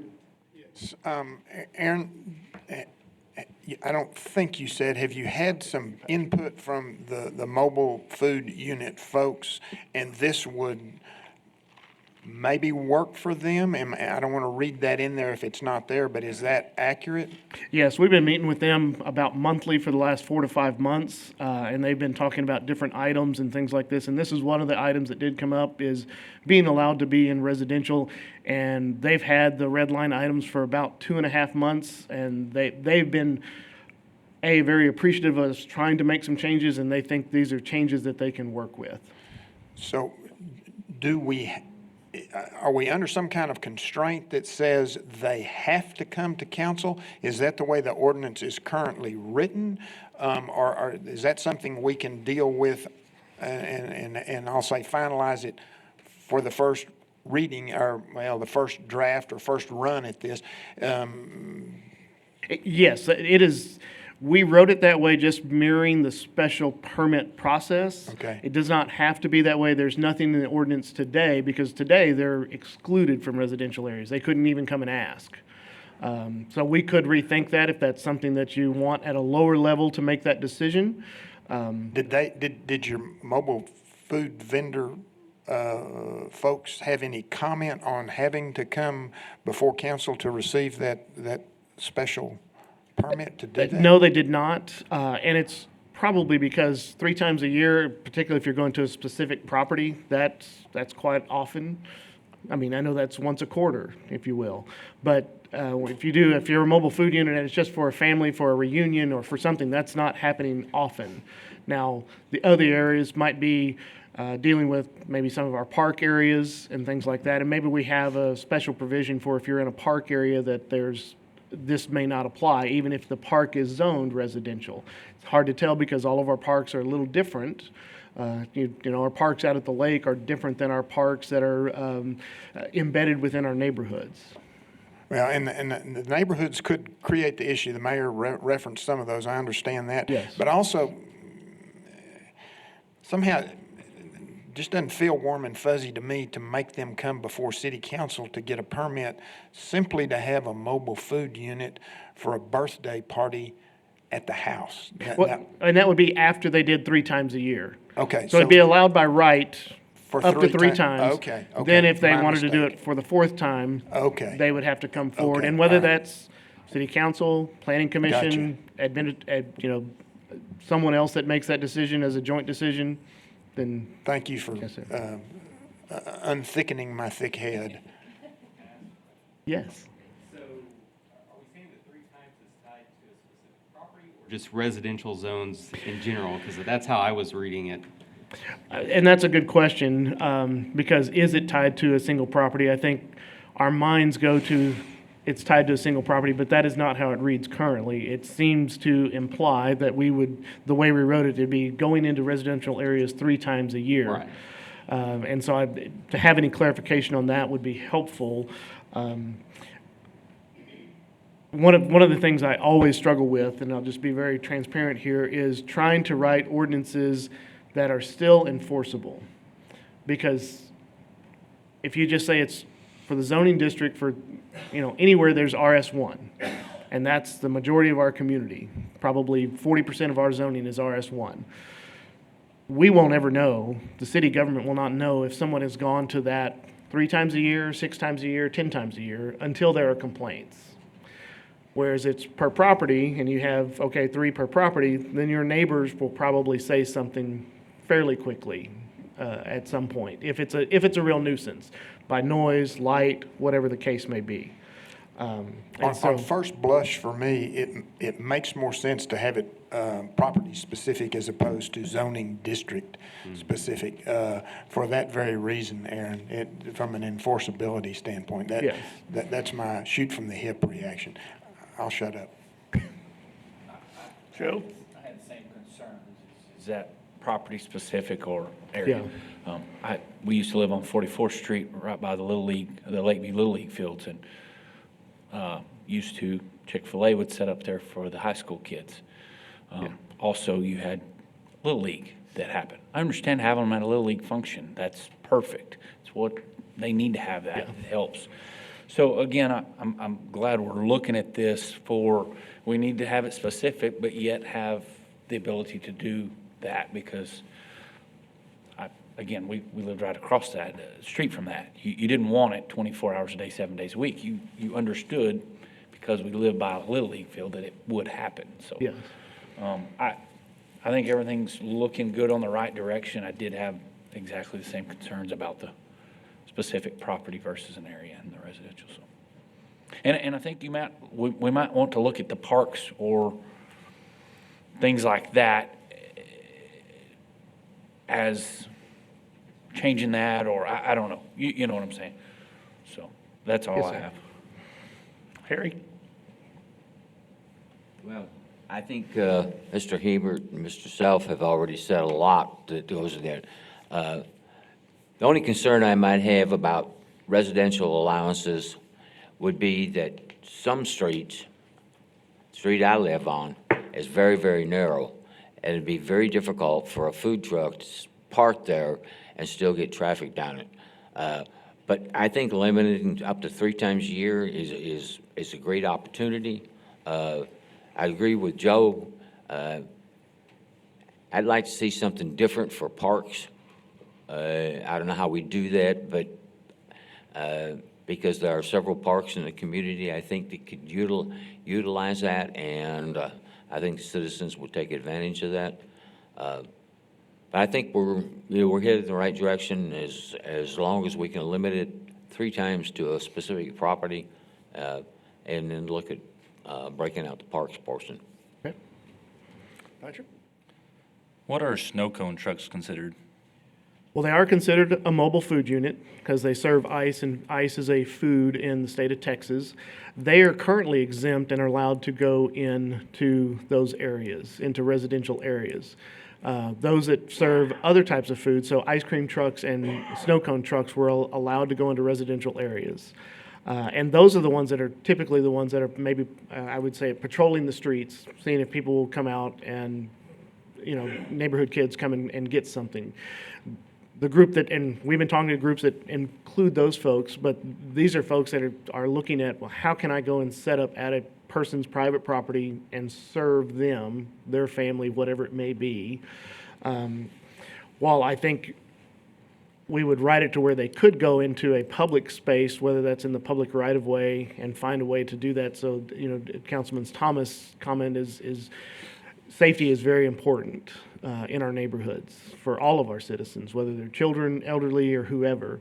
And if you have a mobile food unit that's parked there and not allowing traffic to get by, that can be very challenging because folks in their vehicle get very frustrated. They want to get around. They're not really maybe paying as attention as they should. And so maybe we need to look at, all right, does it need to be a certain size street? Then you have to think about, well, are mobile food units going to be considering, well, that's a 28-foot road instead of a 40-foot road? They're probably not. And so we're trying to get through all that minutia stuff and say, what's the simplest thing that works for them as well as our citizens at large? On these trucks in these residential areas, is the intent that anyone's going to be allowed to come up and buy food, or is it just to serve them like a caterer? Well, they talked about both, the groups did. I think their major intent is to be similar to a caterer to do events at a private residence or within that zoning district.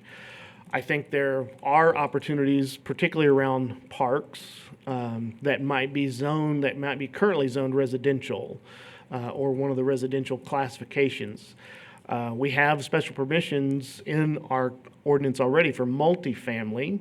And so if it's an apartment complex, that they can already go there with the permission of the apartment complex. And so I think looking at, do we limit this to maybe not the zoning district, but the housing? Is this by a single-family house, duplex, whatever? Are you on the private property or are you on the right-of-way? I think we just need to work through that just a little bit more. So if you have any suggestions, we're certainly open to those. You're the expert. That's something, so looking at it, right, I want to support any small business. Restaurants have a super high rate of failure, so mobile food units have kind of helped fix that because they're a lot lower cost to run. So I'm all for that, and the little leagues, the parks, all that would be a great spot. It would just to help alleviate people having to go somewhere to get food. So I'm all for that, but I want to make sure it's done responsibly.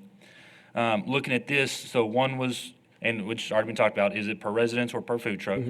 Two, looking at this, what's to say a food truck couldn't go to one house 3 times and the next house 3 times and sell to the public and be a restaurant on one block and just keep going down the street? Now, I'd assume the residents would have to, allow them, things like that. So some of it might be vetted out, but that's kind of what I'm looking at. What's the downfalls? Because like we talked about, once we put it in stone, it's going to be real hard to change. Yes, and it could cause a big inconvenience for a lot of people.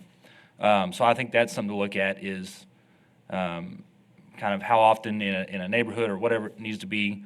If we could fix some of it with this administrative permits where they've got to come and say, and you look at the street size and say, well, it's got to be 28 feet. Nope, that one's 20, so sorry, you can't do it on that one. Make it where they can have it as fast as possible, maybe where it doesn't have to come in front of council. That's something, to maybe look at. And I think that was the main questions as far as if it was going to be kind of commercial or just catering. That's all I got so far. Thank you. Okay. I think Patrick is correct in asking that question about multiple uses in a small area. So maybe there's a way to flag that in the permitting process. I'm not sure, but maybe something to look at. And are we correct to assume, is it correct to assume that residential uses of food trucks are subject to the same existing ordinances that govern noise, for example, Yes, they are. lighting. all Noise, those lighting, things. all the nuisance types of things, yes, Right. they are. So they have to shut it down at 10 o'clock, they have to? Yes, okay. ma'am. Okay, great.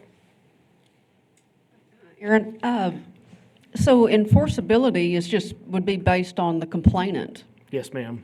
That's So- usually the way for most of our items, but mobile food units for sure.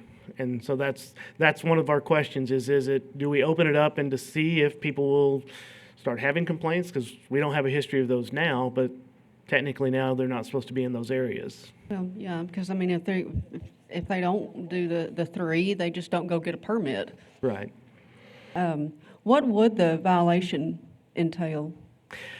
Well, it depends on what the violation is. Obviously, it could be one of those nuisance violations of noise or lighting, things like that. Or is it a violation of where they're actually located under the zoning ordinance? So currently, if they were to go set up on a residential zone property or in the right-of-way, they're in violation. Now, they could do a remedy by removing themselves, do those types of things, saying, okay, I'm not going to come back there. They basically get a warning saying, hey, here's the rules, please don't do that again. Ultimately, they could get a citation that would go through municipal court. Ultimately, that would be the violation or the result, and then it's up to the municipal court on what penalties or fees that they would assess. Oh, so we don't say that it's a $500 violation, that's based on municipal court?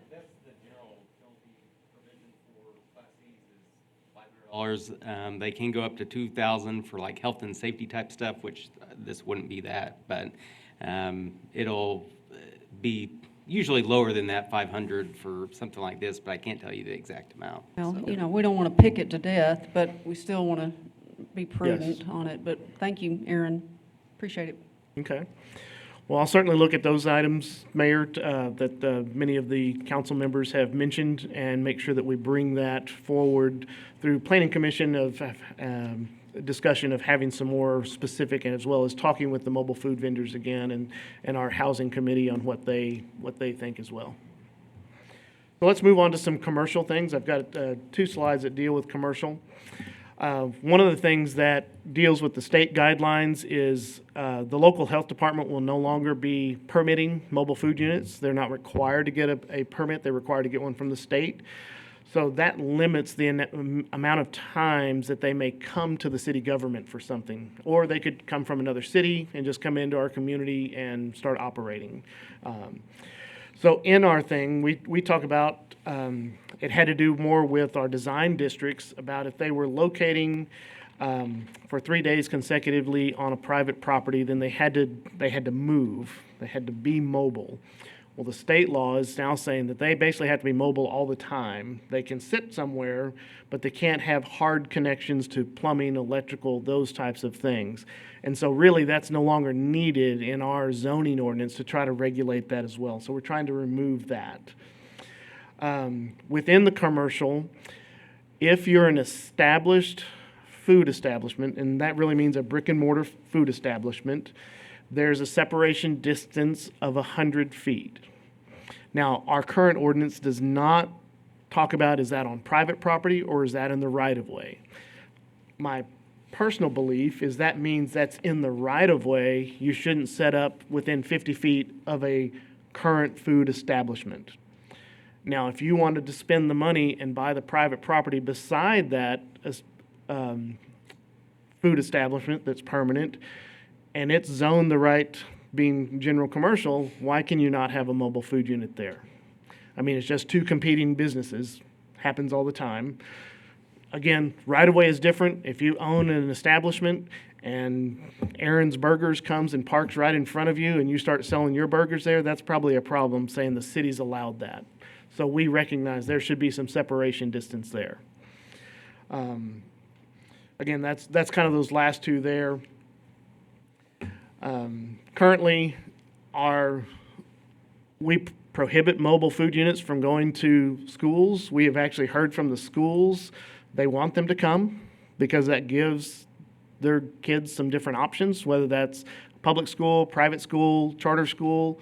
So we've done that, but again, I think that's talking about, as many of y'all mentioned, even with the residential, is that on a private piece of property or is that in the right-of-way? And so we're trying to write it both that, you know, in the right-of-way, You got to be further away.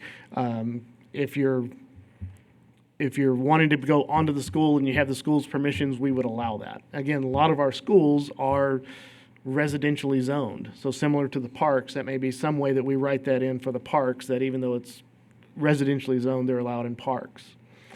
And so now in the Design and Historic Review Commission's purview under Section 211 and Section 212, when we wrote it, we wanted design control over the mobile food units, that they had to go through a process. Well, what we've learned is when we have a temporary event and that has mobile food units, whether it's in the right-of-way or on private parking, we have not sent one of those through DHRC. But our ordinances say that. But we haven't done that in 8 years that ordinance has been there. What DHRC, Design and Historic Review Commission, is about architectural protection of the structures that are there and an overall feel of what that district, whether it's historic district, downtown district, cultural district, is. And so we believe that if you're not going to be there permanently, you're coming for a temporary event, DHRC doesn't need to look at you as a mobile food unit. So we're asking to take that out of those two sections. We could have done it administratively, but again, not a single person came to us. It was very laborsome. It was not easy process. By the time they even got their paperwork turned in, the event was done. And we've received 0 complaints about mobile food units being in those design districts and causing problems on the design issues. So that's what we're looking at removing.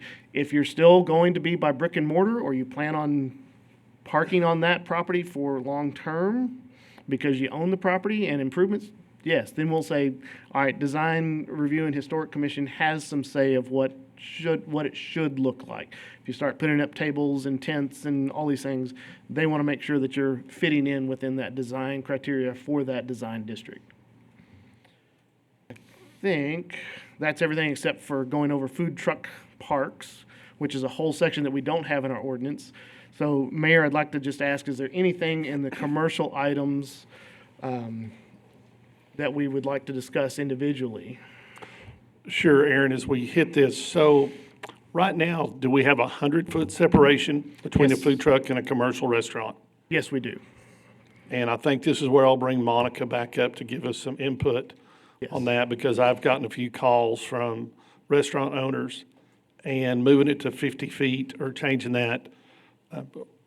Kind of want to know where that comes from and the catalyst behind that. Well, I think the idea is that there is, I mean, to own a brick and mortar, you've done a lot of investment to be there at that space.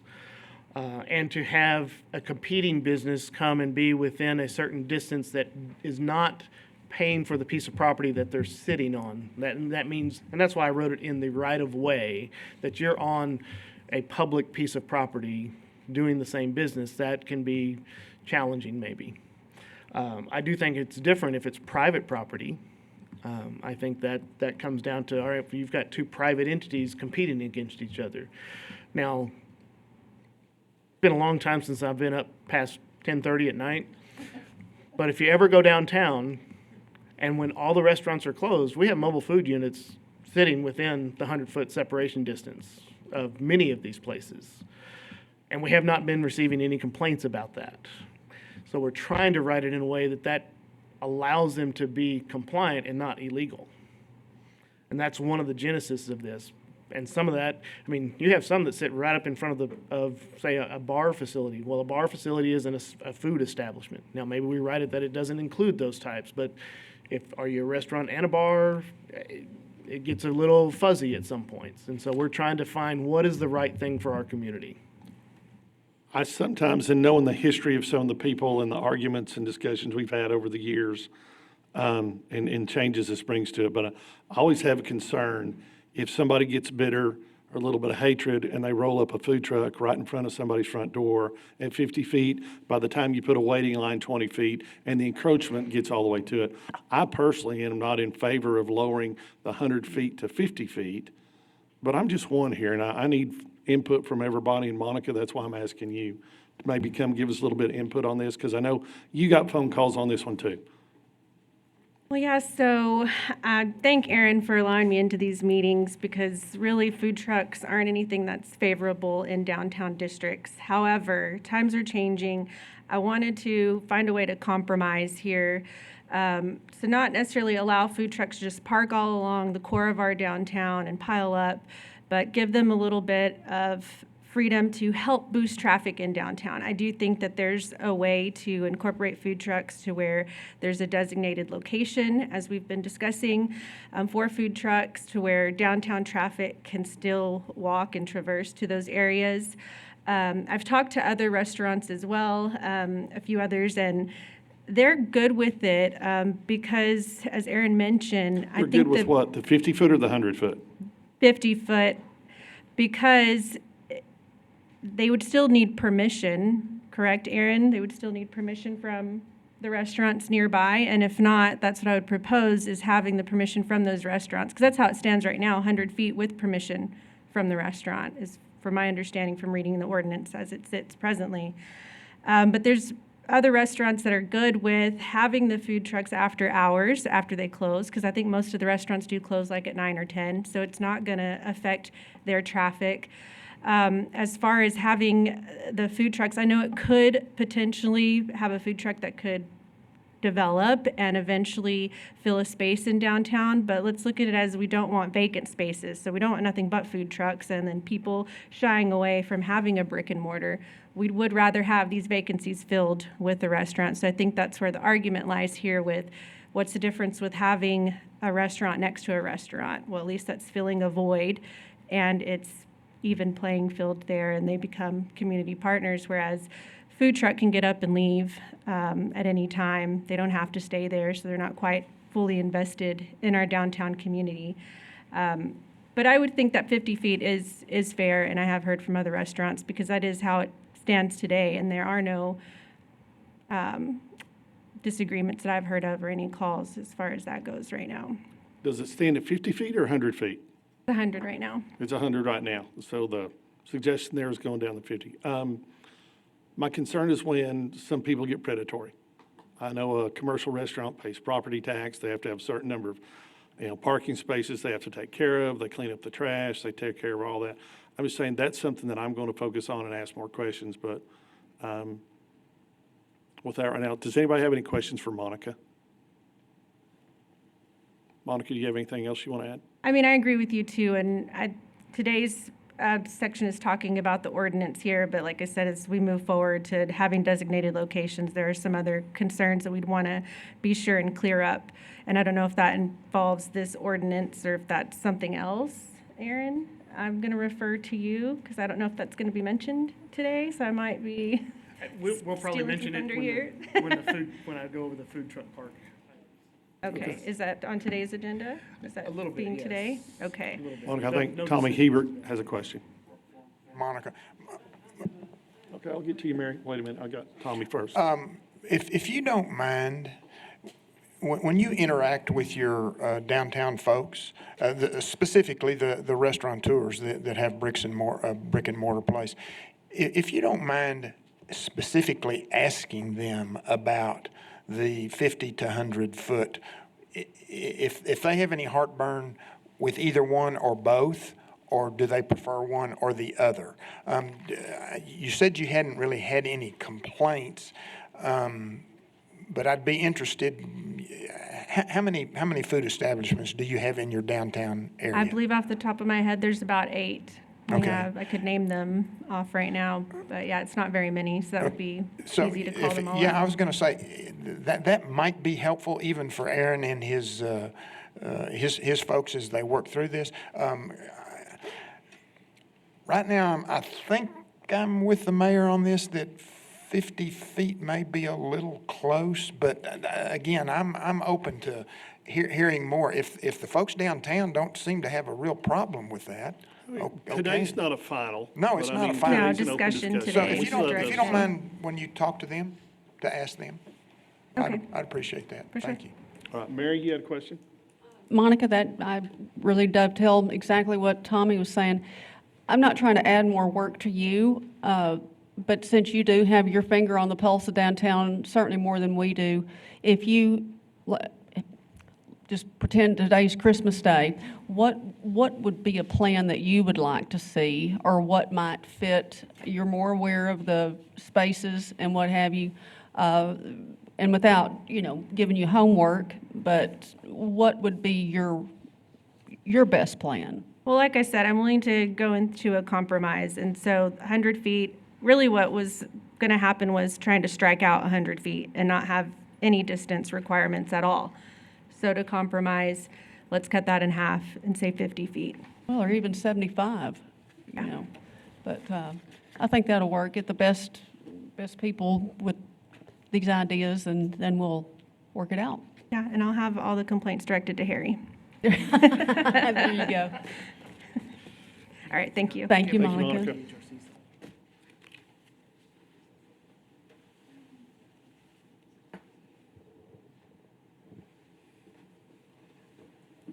All right, Aaron, continue, please. All right.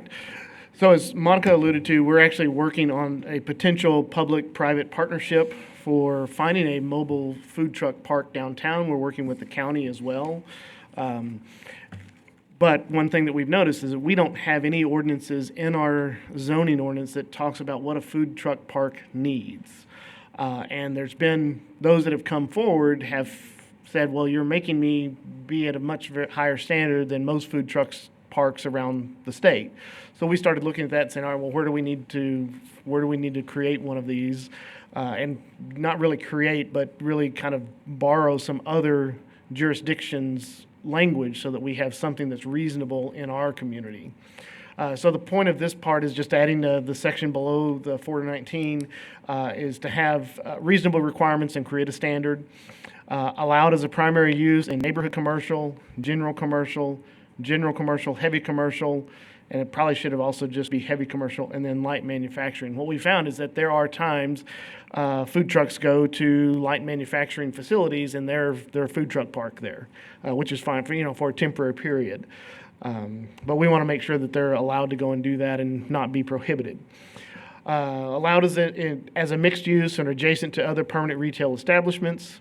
They would require to have an on-site manager if they were a food truck park, that there's somebody managing the site, which should help deal with noise, lighting, trash, those types of things. They're required to have restrooms. If they meet the TABC rules and they meet the proper zoning, they could sell alcohol at those food truck parks. If they're outside of the central business district, they would be required to provide parking at the current standards. And again, that they'd need to comply with noise, signage, and lighting. They would need to comply with floodplain development, and they'd need to comply with any other site plan development requirements, the correct approaches, if they have really tall lights, how tall can those lights be? Where do they, do they need to have detention or retention for stormwater? Because normally those are big parking lots or things like that. And so that's kind of where we're headed with our food truck parks stuff right now. Again, I have a red line, not really a red line, but a brand new proposal within the background information. These are new things. We have had some that are looking at doing food truck parks within our community, and we're trying to find that the right regulations for them so they can still manage and still do what they want to do. With that, do you have any questions on anything else on mobile food items? Aaron, I think you've thrown a lot out in front of us, and we have to understand today is not a final, but today's a talk about gathering up ideas. I'd encourage any council people or any citizens, if you have any input, to get it to Aaron Vanoy, your email, and Parks Planning. We'll throw Ray in there, make Ray take some of those calls too. Yes, But that'd be great. long story short, I think you brought forward a lot of, are there any additional comments up here? All right, I'll look to take a motion. There's no motion needed. This is just a discussion and Non-action. direction item. I like it even So not better. an action item, so we can move to the next one, sir. All right, so we'll close item F and move to G. Discussion and direction for modification to the land development and subdivision ordinance to impact affordability of housing and development. Presentation by Director of Operations Patrick Farrick and Senior Planner Austin Reed.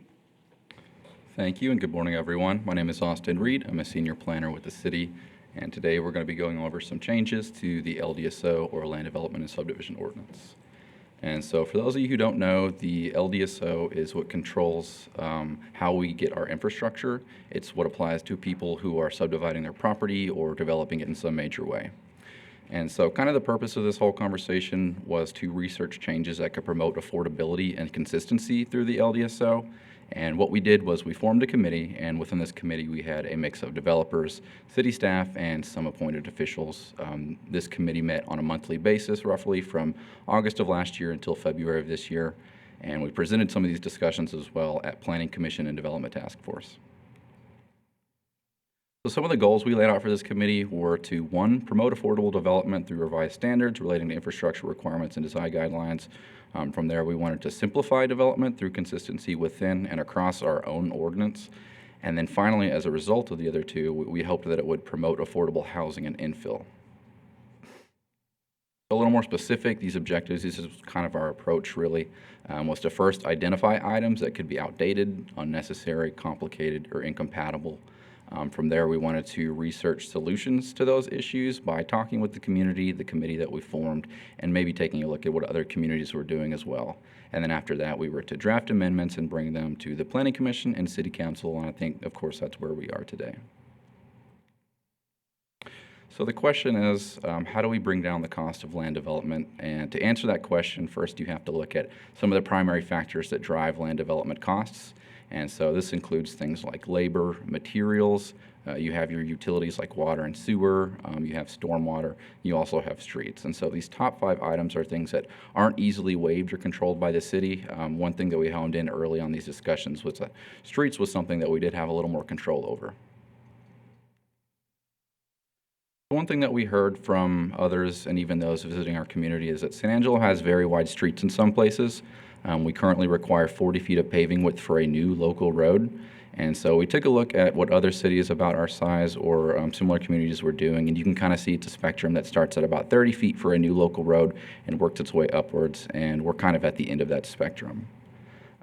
I also have here a chart kind of showing our plat variance data. These are plats and variances that went before the Planning Commission, and this is kind of telling you how often the specs of our roads are varied, as in the width and curb and gutter and things like that. And so this is between 2020 and August of 2025, and what you can see is that we receive a lot of plat variance requests, but they are also overwhelmingly approved. And so sometimes this can indicate the need for some sort of change. So really the core of what we talked about in this committee and over the last 6 months or so was 2 tables within the LDSO. This first table controls right-of-way widths, the amount of right-of-way that we get for our streets when someone is going through an LDSO-related process. And so really we kind of went back and forth on what you see within this chart. We kind of adjusted the figures. We talked about maybe standardizing it and making it obsolete altogether. But really what we heard at the end of the day was that right-of-way isn't often the issue. It's not really a barrier to development, so we didn't really want to fix something that wasn't broken. That being said, we did still clear up some of the language here, this left column. It did used to read standard width. It will now read new street width. That's how we were treating it anyways. And the same for the right table. It will now say existing street width. We've also scrapped the designation for local rural streets as it wasn't really being used by staff in any way. So the second table is what actually controls our paving widths. This is most of our discussion. And so we did clear up that language for the columns again. It's the same thing. For local streets, as I said before, the requirement was 40 feet for a new local street or 36 feet with the sidewalk. We have come through and just made that a flat 36 feet with no sidewalk required. If you move a little bit to the right there, an existing local road, they were required to be 26 feet minimum. That is still true in a lot of areas, but we have come through and allowed existing local roads, specifically within the city's designated infill area, to remain as low as 20 feet. In no circumstances, however, should a road less than 20 feet be approved or varied in any way. And so for new minor collector streets, we kind of gave them the same treatment as new local streets, where we brought it down just to a flat 40 feet with no sidewalk required where it was required before. One more thing, we kind of cleared up some of the language around sidewalks. I think there was some confusion about how and where sidewalks were being required. And so we cleared up some of that language, no longer required near quote-unquote commercial developments and churches. They're still required within 300 feet of schools and parks, now more specifically measured as a direct path along a budding street right-of-way from the nearest point of the new development. So hopefully that allows us to make some more consistent decisions on sidewalks and be more predictable for the developers. And That's all I had for my portion. I think Patrick's going to come up in a second to talk about a couple items he had, but did you guys have any questions for me? Austin, let me go ahead and start. Number one, thanks for tackling this. It's a great time. Yeah. Glad, is this your first maiden voyage presentation up here? Yes, sir. All right, well, welcome to the bench. Thank you. Okay. It's always not a pleasant place, but Well- these are heated topics. All right, we have a lot of developers and a lot of real estate people, and sometimes the width, and we're in discussions right now with other people as far as whether it should be a 2-lane or a 4-lane, but what we would look for, and I would say as far as developers and realtors and council, we look for consistency. Yeah. All right, we don't want to grant just a small thing, but we want to be consistent, and that way people that are doing plannings, are planning items and developments know what to expect when they come in. And with that, I want to thank you for the presentation. I'll open it up to the dais right now if there's any questions. Mary, if you got any? Karen? No, I do not. Patrick? Quick question. Sure.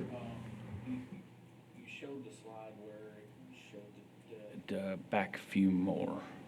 Those, the variances approved. Mhm. Is that for street width? Yes, that does include some miscellaneous variances, but 90% of those are street width or street curb and gutter, things like that. So, quick question, if we have like 2 lots that are inside of a already developed street, yet they have to have that width, new width, even though the whole street's already developed, are those included in this? Because, I mean, that could skew some of the numbers as well, in my opinion. Because that was something that would come across ours, when I was on planning, is, okay, we have a lot in the middle that hadn't been developed forever, but yet everything else is. Right. Yet standards say it has to be a certain width of the street. We're not going to make them pave 2 feet on that street when the rest of it's not that width. Yes, sir, absolutely. Yeah, this list is pretty comprehensive. It does include variances that were received like that, but we can hone in on these numbers and have them better for the next time we hear this. No, I just, that is out there, and street width and sidewalks was a major deal when I was on planning. We went through it many times, good and bad and fun. So I'm glad we're digging into it. I just want to make sure we're going down the right hole and doing the right thing. Yes, sir. That's all I had. Hebert? I assume Patrick may be going to talk about, just in terms of cost, street width. Is that going to be part of, I don't see Patrick, where is he? I can't see him. Is that something you're going to talk about, Patrick? No, it wasn't going to be. Okay, all right. So, you had the list, there were the top 5 things that really couldn't be changed, and then the other was the streets. So is that part of some, and maybe I'm getting ahead of some other item down the road, but street width in terms of cost for specifically the new development, is that going to be a part of some discussion at some point, Austin? Hard to There's say. Aaron, maybe I... Yes, we will be looking at those costs because what we see is obviously the upfront cost to the developer, but all the taxpayers have an ongoing maintenance cost of that. And so if we narrow our streets, in this case by 4 feet, are there some projected savings over time because we have narrower streets? So I think we can look into that for sure, but yes, we will be looking at that and we'll have some data on that. Thank you for doing that. One of my concerns is, as a council member, is the unintended consequences of doing something today, 10 years, 20 years, 30 years down the road, because all councils have to sometimes bear the brunt of not necessarily poor decisions, but something that wasn't thought through well. So I hope that if you're going to address that, then I'll save my... Yeah, we will be addressing that, and just to give some insight that Austin and the whole committee looked at was parking. Our local streets are used as parking. Yes. Because we're in West Texas, we have big vehicles, we just do, and so they don't always fit in the normal driveways, or we have 3 or 4 vehicles. And so when you start parking on both sides of the street, yeah, it's nice to have narrower streets, maybe to slow the speed down and to reduce costs. but you're not going to be able to get emergency services through there. Right. And so that's also been a consideration from that team. And so I think they worked really hard at doing that and trying to come up with a solution that at least gives us some savings from the upfront as well as the ongoing long-term. Well, and to your point about just the maintenance of the street itself, long-term, I would assume Patrick would be concerned about that. I hope so. Yeah, yeah. Anyway, okay, I'll save my comments and questions for when that appropriate time is. And they're very correct, and I don't want to sound like I hope I didn't sound condescending on what but that was the difficult thing on planning is the developers don't want to put in a wide road. It costs more money. It's also more money, but it has to be safe, not only for our emergency vehicles, but because we typically park on them. But thank you. Sorry. With that, Austin, thank you very much for your first maiden voyage here. Of course, thank you all very much. Bring up somebody else to wear the bullseye.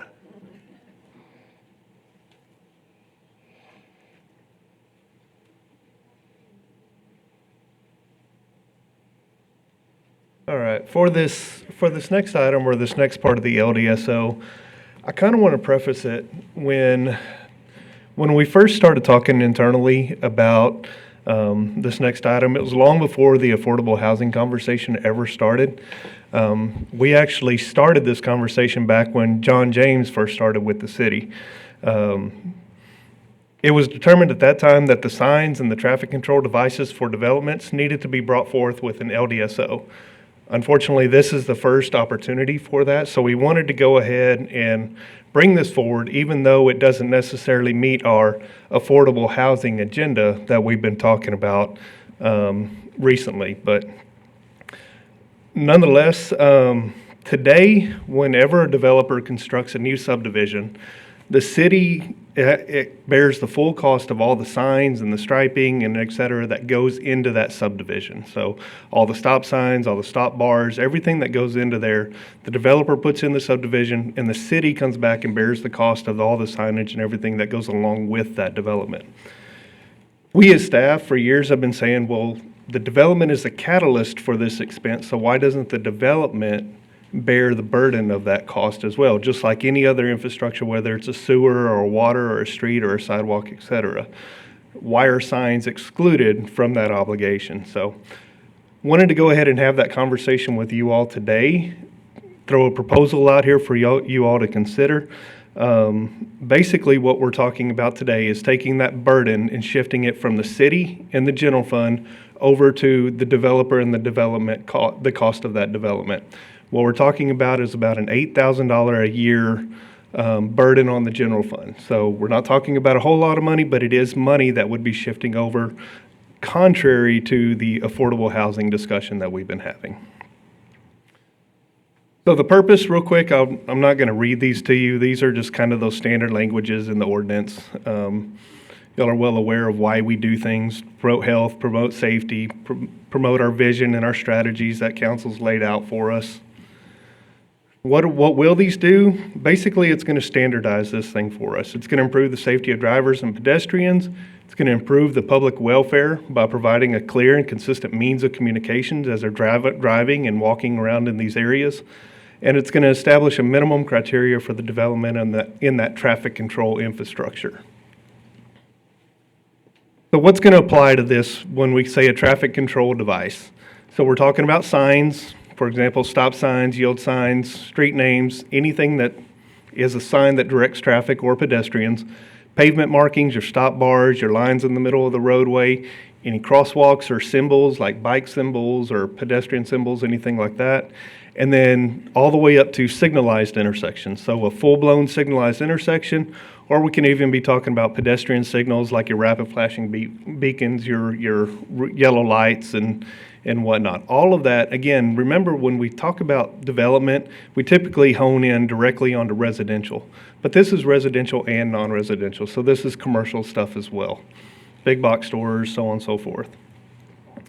Where will this actually apply?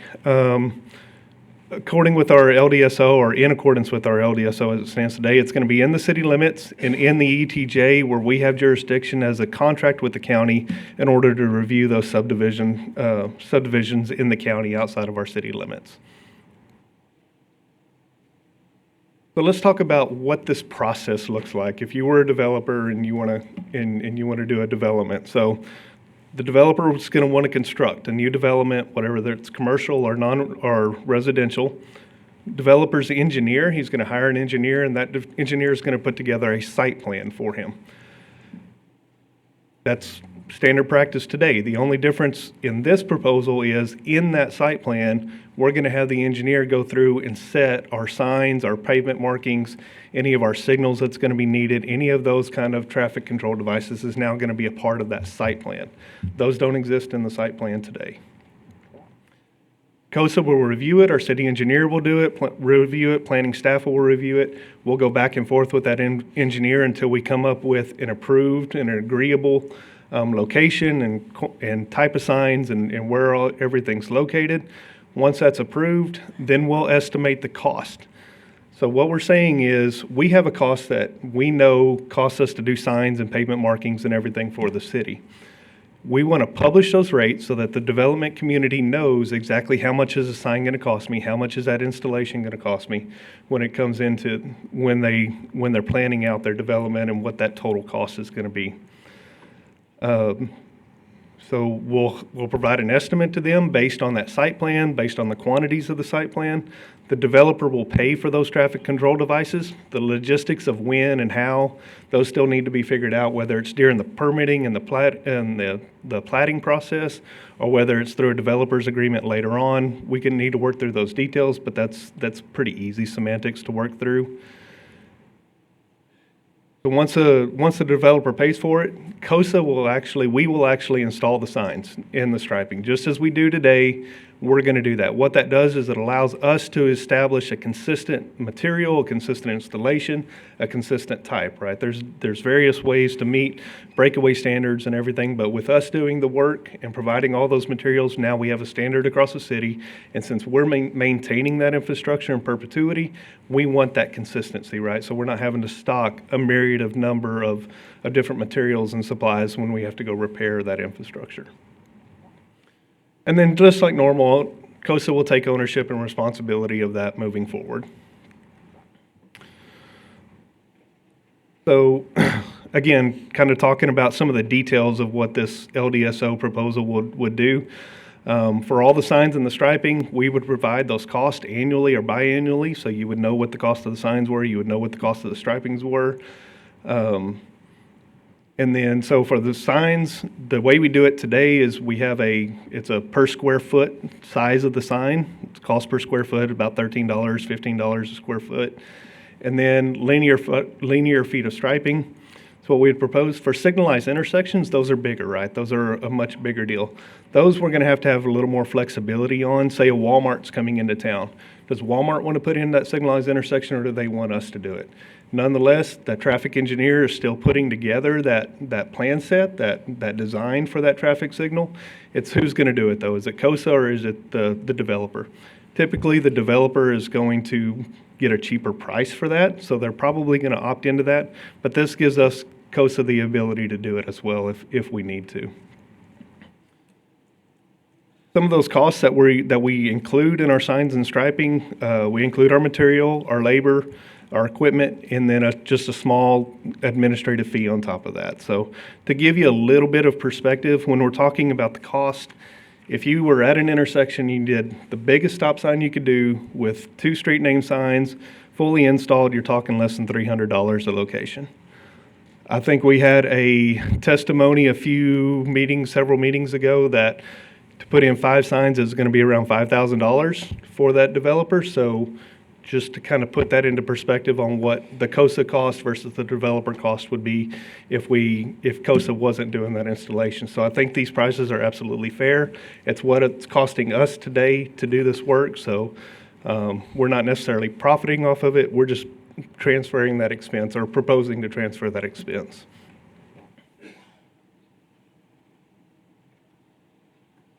Some of the deviations, obviously, we need to have a little bit of flexibility in this. The developer can absolutely take it, and if he doesn't agree with the city engineer or the planning director, He can request that in writing, must have justification. This is a safety component, right? This is a traffic control device, so we need that justification. Just because I don't want to put in a bunch of signs isn't justification for not installing that safety component for our travelers.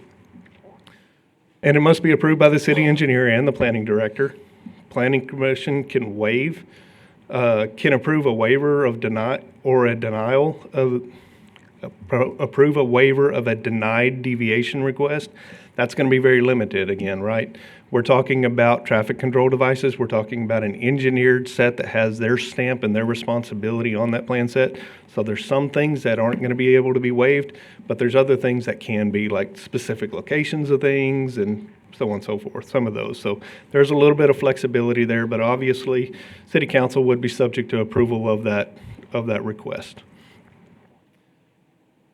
One of the other features or items that we've struggled with in the past is we have no mechanism to ask a developer that's coming in, what is this going to do to our existing infrastructure? How is your development going to impact traffic today in our streets today?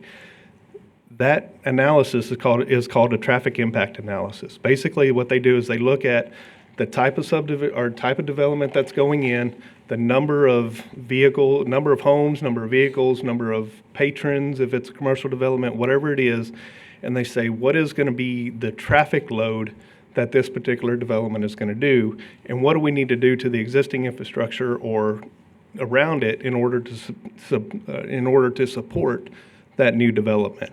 We don't have a mechanism to ask for that today. TxDOT does. But for TxDOT to require it, that development has to be touching a TxDOT roadway. So what we want to do is we simply want to take this opportunity to bring that opportunity for us as staff to look at a subdivision and say, we know this is going to have an impact on the built infrastructure around here. Can we go ahead and take a little bit further analysis in this, do a little bit more digging, get some information so that then we can make an educated decision on whether we need another traffic signal here, or if we need an auxiliary road, or if we need to widen the road from a 2-lane to a 4-lane. What is it going to do? And that is going to be completely up to the discretion of the city engineer as we're looking at these subdivisions. It may not have it. It all depends on the built environment around it. Where's it going in? There's various factors that come into play there. So it really needs to be discretionary instead of just having trigger points, right, for this TIA. But I wanted the opportunity to work it in there so that we can go back and ask a developer in order to do that as staff so that we can have the information to make an educated decision on our infrastructure that has a long-term impact and a safety impact on everybody around. So for discussion and direction today from you all, it's really two choices that we're asking for. Do you want to continue the existing practice of the general fund bearing the cost of the traffic control infrastructure for new developments? Or would you like to assign that traffic control cost to the developers whose development is the catalyst of the expense? That's the question that's posed to you all for this particular topic today. And I'm happy to answer any questions. So I'll start with this, Patrick.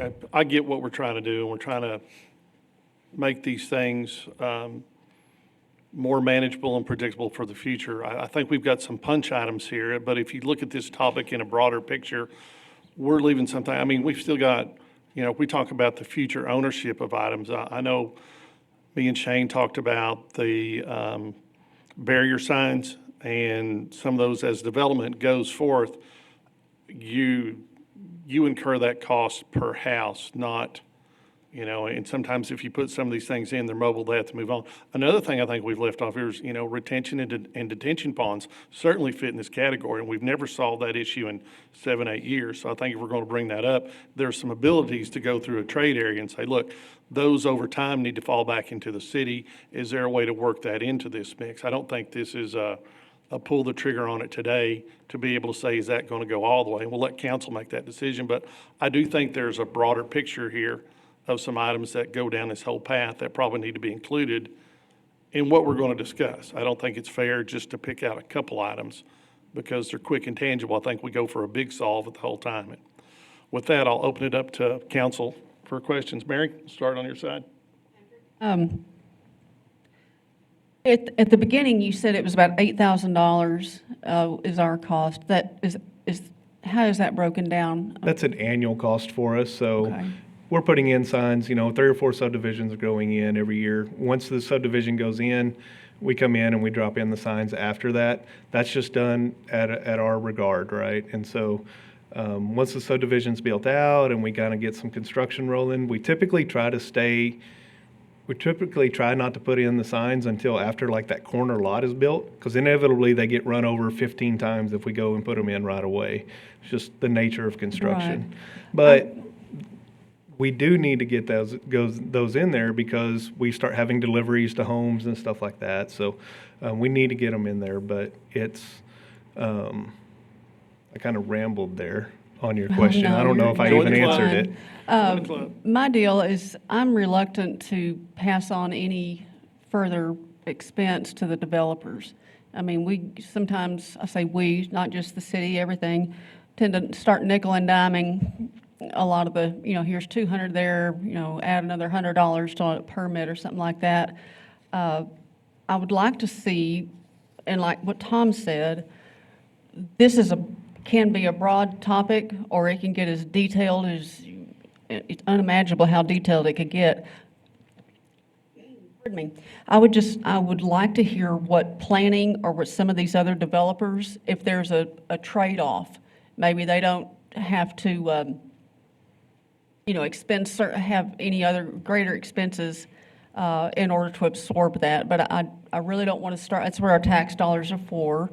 And I would, before we just kick the can down to the developers, I'd like to see at least a compromise or some input from them, But no, I like what you're doing and I appreciate it. And we my did pitch feel. this in the committee. They haven't seen these details yet, just because we hadn't had them worked through, but we pitched the concept to them, and I don't want to speak for them, but I didn't receive any negative feedback from them on that. There may be some difference of opinion later on if Rocky wants to come up or any of the other members want to come up, but we can Well, absolutely bring forth those thumbs up, thumbs down from them. Sure. I just want to kind of be a watchdog on that, but thank you, Patrick. Yes, ma'am. Karen? I'll just say that I concur with the mayor, that I think the conversation perhaps needs to be slightly broader, and that we should all here seated keep in mind our ongoing conversation about cost of services. Patrick? On the developments, can we distinguish between commercial and residential, like you mentioned the Walmarts or whatever? I assume those traffic signals would be a lot more expensive to put in, cost us a lot more money. It really depends on the infrastructure that they're going in on. Yeah. A traffic signal is going to be the same for a 200-owned development as it would be for Walmart if it's going on Bryant. So, we had, and again, that's kind of that, we need that liberty to define where that scope of that TIA would be. If y'all remember the Cox Lane conversation in that development there, 250 homes. We know that's going to hit Cox Lane. We know that's going to hit Bryant, and nobody's going to go to the signalized intersection at Ben Ficklin and Bryant. They're going to go to the left, and they're going to go to that uncontrolled intersection. That's already a dangerous intersection. So we would propose in that case that TIA would extend to that, to that limit to say what is going to be the impact on that particular intersection right there. So that's the importance of having this TIA. Without that, all of a sudden, this development starts impacting that, and it's 100% on the city to figure out if we want to do something with it. And we all know how likely that all these signalized intersections that we want to put a signal in, how likely those are to get funding. So we just want to get that cost ahead of before somebody, before there's a safety concern, and as well put it on the catalyst for the need for that particular device. And then you mentioned something earlier about the signs or something that cost them so much, and you thought the city could do it just that much cheaper. Is there anything that can be worked out with that, where we are able to do some of that, and they just reimburse us what we think our cost is, and them not have to? That's really all we're doing. We're reimbursing our cost for it. And again, today we're doing it. We're just not getting reimbursed for that cost. So if we have to go put in a stop sign with a street name sign, Our cost is $290. We're just asking the developer to pay that $290 back to the city, is But- all this would do. It was mentioned about the other signs. I don't know if it's the breakaway signs at the end of the streets or what it was talking, you mentioned that they said it cost them like 5,000 to put in. That was the end of road markers. If you Yeah. remember the end of road marker conversation, they had gotten a quote from a contractor for them to do those 5 end of road markers, and it was around that number. We obviously would be much cheaper than that. For that particular one, we would probably be around less than 200 a sign, so less than $1,000 for the entire, all 5 of them. I don't know if that's something, and I guess that's not every development, but I don't know if there's a trade-off there. If they're saving the money on that end, then they can, we recoup our costs on the other end. I think it's, and like your point number 2 there is, they're the catalyst for the expense, but they're also the catalyst for our general fund on their development brings in our tax dollars and our growth. Right. So I think it's definitely a give and take, and where can we be responsible? We make developers pay for most of it as it is. Why not add this small expense to them? But on the other hand, it's also a very small expense for them to show them good faith that, hey, we want developers here. We want you to keep building out so that our city keeps growing the right ways. So I think there's a lot to unpack and discuss, and I hope that we just get with the developers and try to come to a symbiotic relationship and make sure that they understand where we're coming from and why we're doing it, and see how we can help them on the other end. Let me ask one quick question. I'll keep going down the bench. When we did Kent Quick on 33rd, who paid for the street light? Kent Quick did that one. Right. Yes, sir. And they, I mean, trust me, we put that there just for them. But again, that was because they abutted a TxDOT roadway. TxDOT required it Right. as an extension of 33rd across there. So And as part of getting that, they back had to bear with it. some of what Patrick brought up, that was a commercial one, and that certainly needed to lay on Kent Quick. The citizens of San Angelo did not need to pay for that one because they were the primary beneficiary of it. Now we get some future tax, but I think there's some gray area there. If we did move forward with this, Patrick, I sometimes wonder if it has the potential to be abused as far as somebody comes through an update, well, the cost of signs are this, and sometimes you look for clarity and transparency on what these costs are. So I think those things we can fix as we move forward. Harry? Most of what I'd like to say has probably already been said, but one thing I want to talk about is, and Patrick kind of alluded to this a little bit, and that is, where is the cost gonna lie? Is it gonna lie with the citizens that don't have anything to do with that particular neighborhood by impacting your sales tax dollars, your property tax dollars? Or is it gonna lie with the people that are purchasing the homes?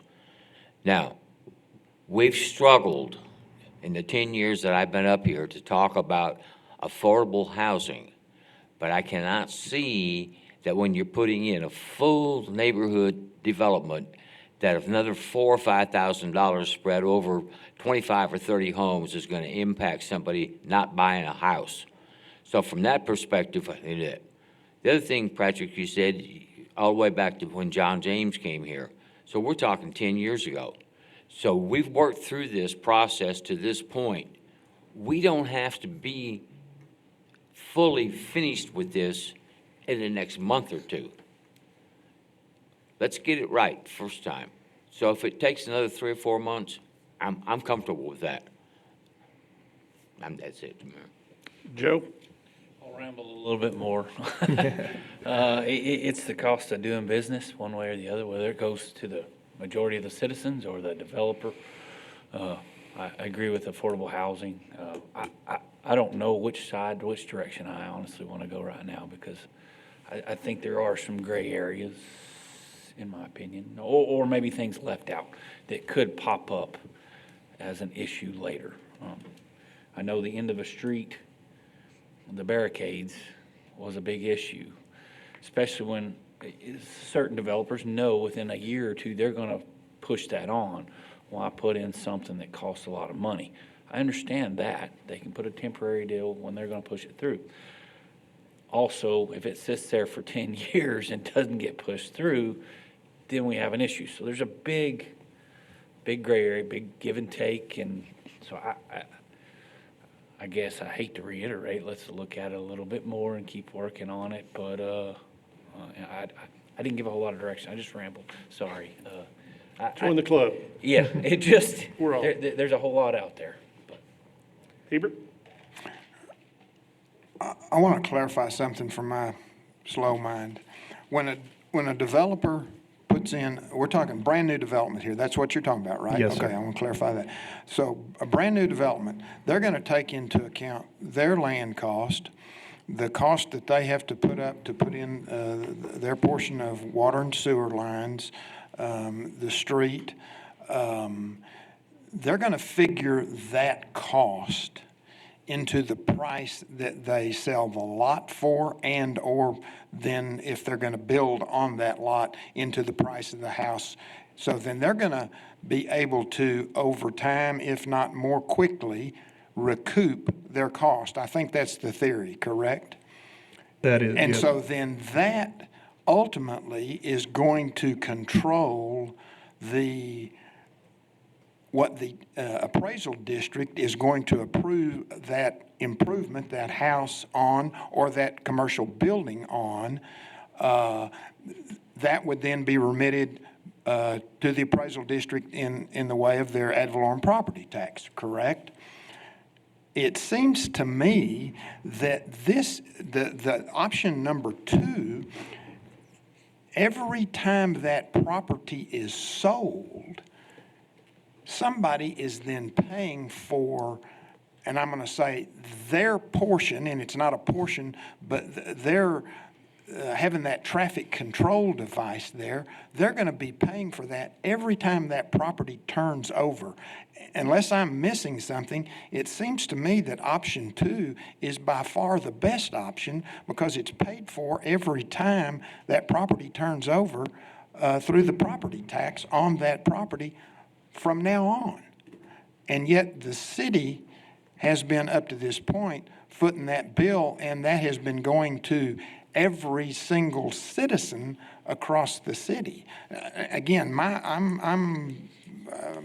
thinking may be totally confused and convoluted and clouded, but it seems to me that option 2 is by far the best option. That's just my thought.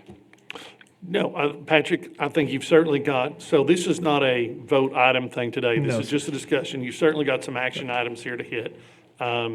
As we move forward, can we go ahead and bring public comment up on this? Rocky Templin.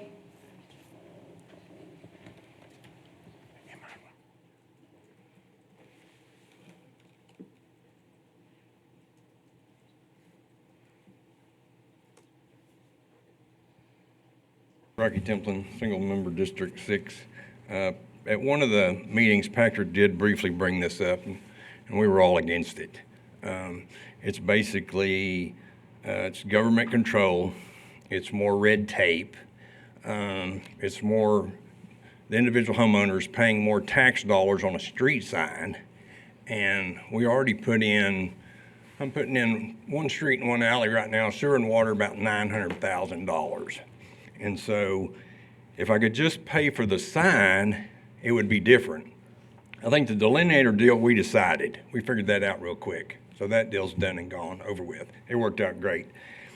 And as far as Ray and Austin on the LDSO part, I think they did great. But for this part for Patrick, this kind of gonna, really wouldn't gone over. Because now I'm gonna have to pay an engineer to engineer every one of those signs and stop signs. And then I'm gonna have to do a traffic study to figure out what my 20 lots are gonna do to the traffic. So I would not even know what that would cost, those two items right there. We could be looking at 20 grand, whether you did 20 lots or 200 lots. That's gonna be a minimum base fee that the engineer and somebody's gonna charge for a traffic study, where if Packard could give us the $8,000 per year, if he could break out the residential part of that and the commercial part of that, well, it may be that the residential part only costs $1,200 for a year. Well, that wouldn't be much at all. And so, as far as the 20 years that I've been putting in developments, the city has never striped or painted the stop end of a street on any street I've ever put in. So we're going to see more government now, and they're going to say, oh, well, now you need to start striping those streets that we have never striped, or we need to paint ends on where the yield and the stop signs are that they have never painted. And so I promise you, you can drive through Prestonwood that's been there for 20 years and there's not anything painted on the streets and never has been. And then plus when they do the recoding, which has really been great, I think it's a HAA 5 or something, that stuff has been really good. I mean, I'm all for that because here I'm putting in $1.2 to $4 million for those streets. I'm really glad that the city's taking care of those. But when it comes to the paved alleys, the city has never maintained an alley over there in 20 years. 20 years, they've never touched an alley. And so I would like this item to be talked about a lot more before it's even mixed in with the LDSO if possible. And I still have a few questions on that, but I think I can get with Ray and Austin and get those questions answered. Cool. Thank you. Thank you, Rocky. Okay, with that summary, I think we've got you some input there. Right. You know, from all of us, we just want to do it right the first time. We want to be what's fair. And it's not fair for the entire citizens of San Angelo to take the burden of, you know, something that's just going in a specific area. But then again, you know, it's a two-way street. We don't want to, anything above its natural cost is a tax, and we're not here to tax anybody either in the development process. So with that, I think you've got plenty of direction from and consensus from the crowd. Do you think so, Patrick, on what to go back and work on and what to move with? Yes, sir. We'll work on number 1.62 moving forward. I'm with you. Nice time. If there's not any further questions for Patrick, we'll move to the next item. Yeah. And to be fair to Rocky, he is right. And like I said, we did not discuss the details of this. We only had the one opportunity to bring it up. But we can absolutely go back and work with them. I think we have this LDSO group has been great to work with, so I absolutely think we can come up with a decision. All right, Patrick. Real quick on that, Patrick. Patrick. Yeah, Patrick. Thank you, Patrick. I'm Patrick. Something Rocky brought up was about the engineering studies and things like that. And I don't know where we can come to a good spot on that where our engineer, the city, can handle some of that and save a lot of the costs, whether they recoup it or not. But there's some things we can do a lot cheaper than you can go out in the public and have to go hire an engineer to do things like that. So I think that's something else to look at on there is what can we do at our cost, and even if it is passed to them, but try to be able to save that from them having to go out and hire a civil engineer from a different firm that's going to just have a lot higher costs on them.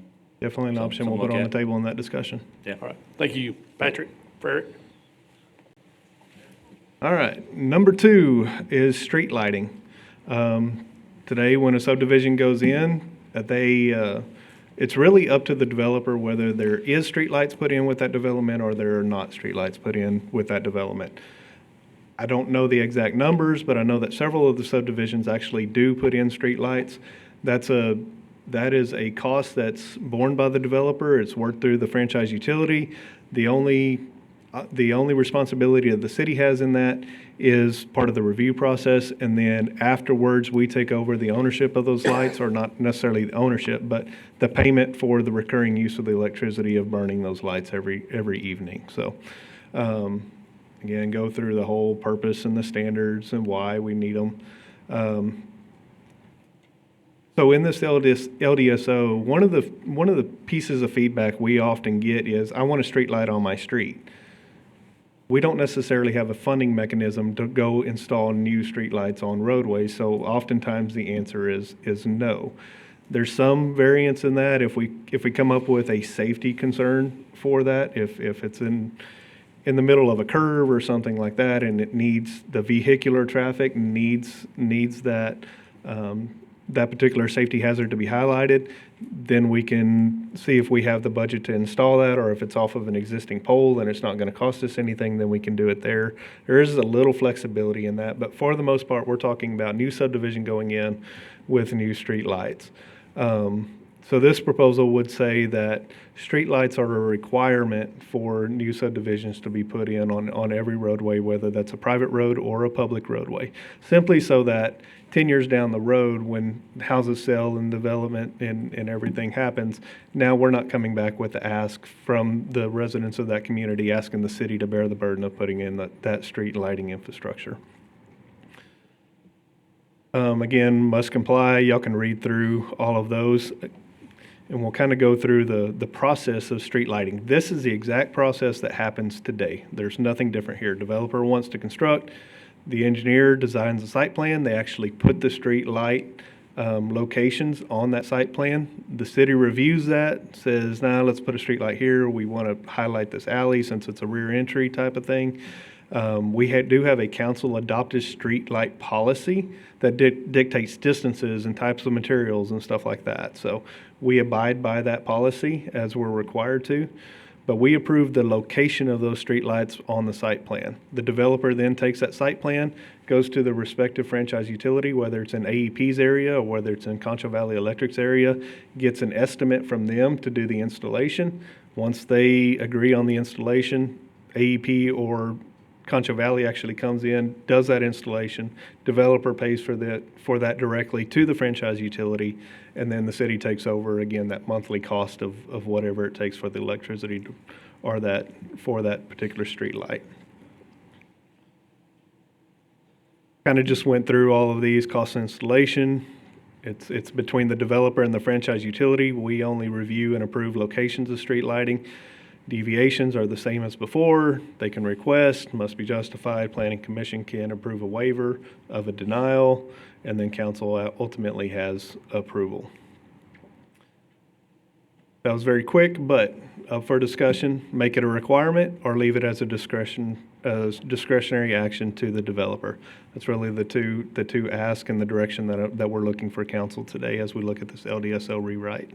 Patrick, did you say that currently now there's not a stipulation on it and they're actually doing it voluntarily? They're doing it voluntarily. It's up to them. I'm not going to speak for them, but I think it's, how do I promote the sale of my subdivision? Is it safe? Is it, it's a marketing tool for them. That one's so deep into public safety and what needs and required that, in my personal opinion, we leave that one alone and let that go with number two there. It looks like it hasn't had that many objections. Excuse me, number one. Because that's what they've been doing voluntarily is number one, right? They've been putting them in, but it hadn't been a requirement by the Right. city to do it. They've been doing it voluntarily. But that's basically what we want in public safety. I mean, we don't want an unlighted street. We get that. Anyway, we'll open it up to the dais. Patrick? Do we know roughly what it costs to put in a street light? It's been a minute since I've had to cost one out. Again, that's between the developer and the franchise utility, so probably around, if I'm going to throw a number out there, I'm going to be lying to you, Patrick. That's what I was going to say. Right around $2,000 is where I was estimating. I bet they'd put signs in if we did make the streetlights a requirement. Getting into that trade now. On those streetlights, am I crazy to wonder if sensor lighting would be beneficial to save money? Because do we take over the cost of the electricity going forward? It's not a unit cost of the electricity. It's a cost per pole. Okay. And so we pay a unit cost per the pole and what that does is AEP or Concho Valley is actually owns the pole and responsible for repair of anything. So if a street light burns out, we call them, they bear that full cost of repair, but we pay that monthly utility bill for them to light it every night. So it probably wouldn't save us any money in the long run if that was a sensor lighting was a thing? No, I mean, you get on to, what's the word I'm looking for? Light trespass. So when we flipped over to the LEDs, we had to make a very conscious effort into which LEDs we put where, how we shield them, because we had more light trespass than we did with the old halogen style bulbs. So if you did area lighting, you're going to get a lot more light trespass on the private properties that may not be conducive to someone trying to sleep or have a little privacy in their home. So I would shy away from area lighting and stick with our traditional street lighting. But thank you. I would think that this conversation should be driven by crime and safety data with and without streetlights, and that we can't have this conversation, a complete conversation, without that. Miss Mary? I'm good. Tommy? I think I like number one, since they're doing it voluntarily anyway. So I think I like number one. We don't have streetlights in our neighborhood. Somebody's talking about light pollution or whatever term you just used. Correct. I think pollution's the right word. I use Okay. trespass, but Okay. pollution's Light the right. pollution. No, we had a huge issue with light trespass at Yeah, fifth level or whatever it was. yeah, we did. But we don't have streetlights in our neighborhood. Now what has started happening, the neighbors have start putting up all the lights around their house, and you have light trespass from the neighbors' lights. So I like the streetlights personally. Ours are at the end of the block on the alley. So I like number one. Self? I'm kind of going to ramble again, but it's kind of like sidewalks. They're good. They're safe. At the same time, too, you get a lot of pushback because it's an added cost. I'm not sure this is an added cost like sidewalks because I've been down that rabbit hole on planning as well. But I just also, I have a reservation requiring something. If it's needed, they'll put it in, but, I mean, same way with sidewalks. If they think it's needed, they will put them in somewhat. But I also understand that it would be good. So I don't know. 6, 7? Yeah, 6, 7. I'm with you. Harry? You say that. My granddaughters were in the car the other day and somebody said 6, 7 on the radio and they both went, oh! I think I agree with Joe. I don't think I want to make it a requirement. Right now, in order to sell a house or a neighborhood, these developers are putting these in on their own. They're paying for them, doing whatever they need to do. The city's just saying, we think it may be better in this particular area than over here. So I don't want to make it a requirement right now. I don't want to make any more, put this cost where they're already footing the cost. Yeah. So number 2 to me is better. Anyway. Once again, Patrick, we've got a lot of different questions over here. I will say I've had 2 calls of people wanting to add, and I actually called you on one of them, people because of the lack of a street light. Public safety, students crossing the road, their kids going to school or somewhere, has actually called requesting us, put in a street light. I get it. I know we're not going to pull the trigger and make this final today, but you've got some research to do and go out there and talk with some developers and see how it is. I like the fact that they're doing that voluntarily. That's so much better, but sometimes we find people stray from that, and if you don't make it a rule, sometimes it might disappear where we need it. And eventually, all the citizens of San Angelo would have to carry that burden. Very good. Cool. Patrick, thank you, sir. All right. Appreciate y'all. We have one public comment. Rocky coming up.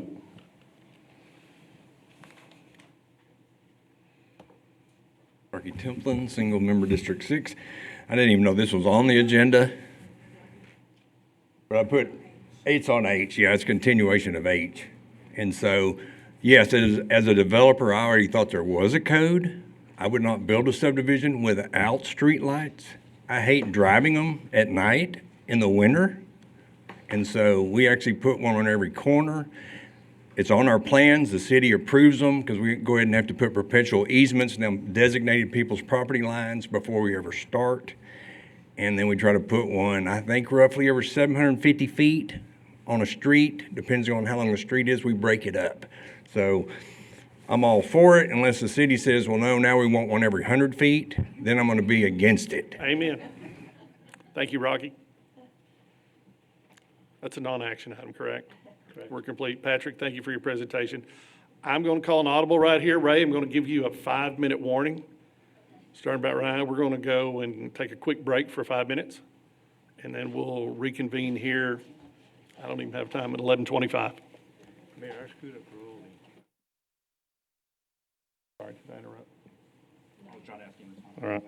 Discussion and direction for modifications to the zoning ordinance allowing for additional residential zoning districts impacting affordable housing. Presentation made by lead planner Ray Lineberry. Ray, you're on.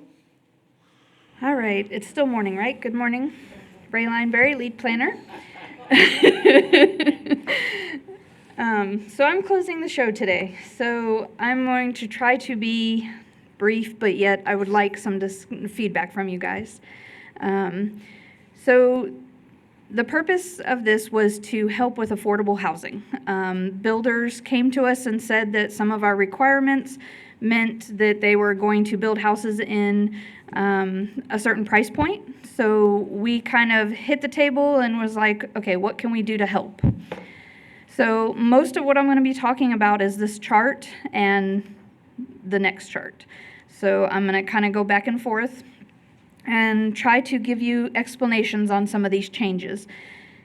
The very first quick ones is these three right here.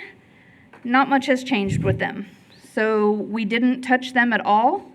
This way. How do I make those? There we go. Okay. So those last three didn't really change. The biggest change that you're seeing a lot of the red on is the fact that we took out the structure types and included them back in this chart instead. So that's what a lot of the red lines are, is we took out the structure type and we kind of just made it all right there. I'm going to take all that off now. In one line. So that is what a lot of the red line is at the moment. As far as structure types, we did want to add, I'm going to go back to that one. So we did add industrialized housing and then triplex and quadruplex. Otherwise, the structure types are staying the same. Oh, there we go. Okay. The other thing that we're doing is the RM1 zoning, which is this one right here. It allows for a lot of structure types. It's kind of a catch-all zoning. Builders tend to zone their subdivisions so that way they have options. We kind of took that away from them. We want to know what you're going to build. There is some issues with zero lot lines next to single-family homes and causing issues. So again, we took that away. We created RM1L for legacy. You cannot rezone to that. It is for currently RM1 zoned properties. We kept everything the same under it because they have a right to what they are currently zoned. But then we do have a new RM1 zoning that is just multifamily. And pretty much otherwise we kept it the same as just multifamily. Can't do single family home under it, duplexes, that type of thing. Okay. And then we added 3 new zones. So RS5. So all of these are going to be available for you to zone into. We are not going to zone anybody's property, any of these new ones. You have to come to us and request to be rezoned. So that also gives Planning Commission and Council the opportunity to see the areas that these zonings are going into and kind of give you a little bit of leeway on, not really permission, but kind of get an idea of where it's going. But RS5 is only going to be available, for infill properties. And so any of those neighborhoods that we have designated as infill, you are able to rezone to this zoning, RS5. So we have found that a lot of those lots are already, they're already created. They can't really take from neighbors' property to meet our 50 by 100 lot size. So this zoning allows them to be smaller. They can fit in between houses. This will allow some of the bigger lots to break it up and have more housing on some blocks.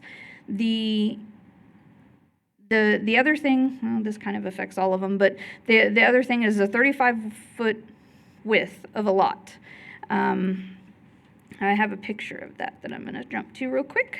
So if you notice, this property right here is our normal 50-foot width. And then both of these are 35 foot. So developers are saying that to build a street and everything, it'll help cut down cost on the size of the lot, on the width. So one of the properties of the infill zoning is that the 35-foot width will also help fit in between houses. That you can point on that. That is really cool. So RS4 is kind of a same as RS1. It's just allowing the smaller lot. When we went to the committee and said we wanted to do an RS5 for just infill lot, they were kind of, well, we want smaller lots too. So RS4 is allowing them to go smaller, not quite as small as infill. If you notice, it has 3,000 square feet instead of the 2,500 square feet. We did put a max on the RS4 because of RS1. Why wouldn't we just all zone to RS4? Why even use RS1? Because these are minimums. They're the 35-foot width is a minimum. You can always go larger. And we did get rid of the depth in all of the zonings because once you have a minimum and a square footage, that kind of gives you a minimum depth already. For instance, the 5,000 square foot on RS1, if you have to have a minimum of 50-foot width and you have to meet that square footage, it's gonna be 100-foot depth at minimum. So we kind of got rid of all the depths. That's what all these right here are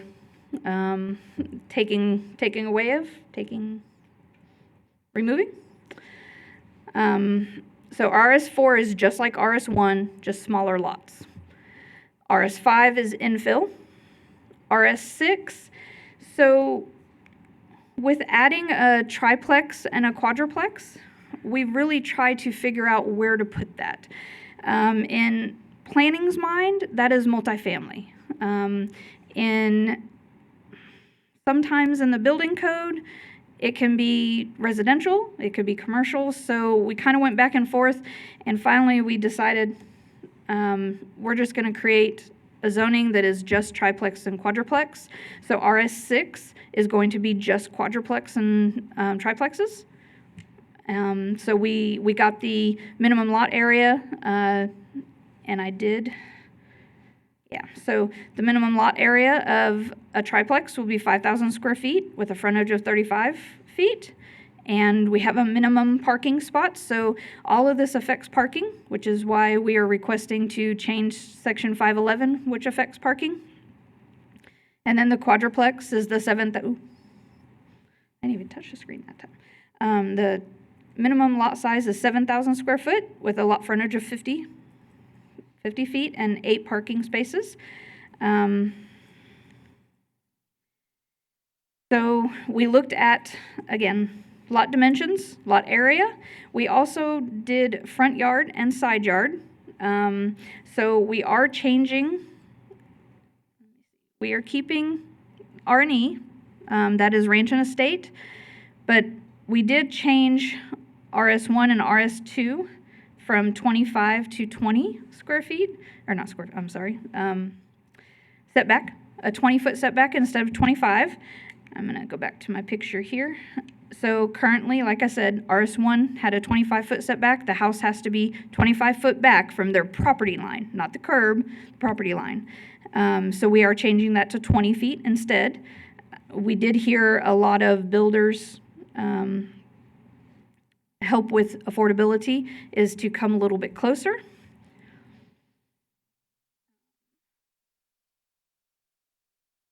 So we did change that to 20. We did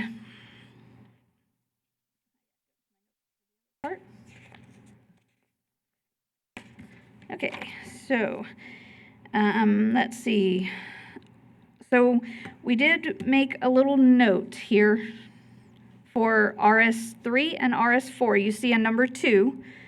That would be, we're saying it's going to be a required 18-foot front yard because a normal parking spot is 9 by 18. So you have to have the 18-foot to have a driveway and have your parking all off the street. Unless you're going to have a rear entry, then you can have it be a 15-foot front yard on RS3 and 4. Okay? RS5 and RS6, we are saying a 15-foot front yard. Again, that does the parking requirements. We would have to work on that. Again, if there's rear entry, front yard entry, that is something that we are looking at. But maybe we can do a front yard parking kind of off to the side. Anyway, so that is what the builders decided on the smaller lots, infill, 15-foot front yard setback. And then the only other one we changed is RM2. We did change the, instead of 25 to have a 20, mostly to be the same across the board, have the 20-foot setback. So side yard, they're pretty much all the same. We kept them at 5 feet on either side. It's a, we did up the RM2. That is a huge multifamily development.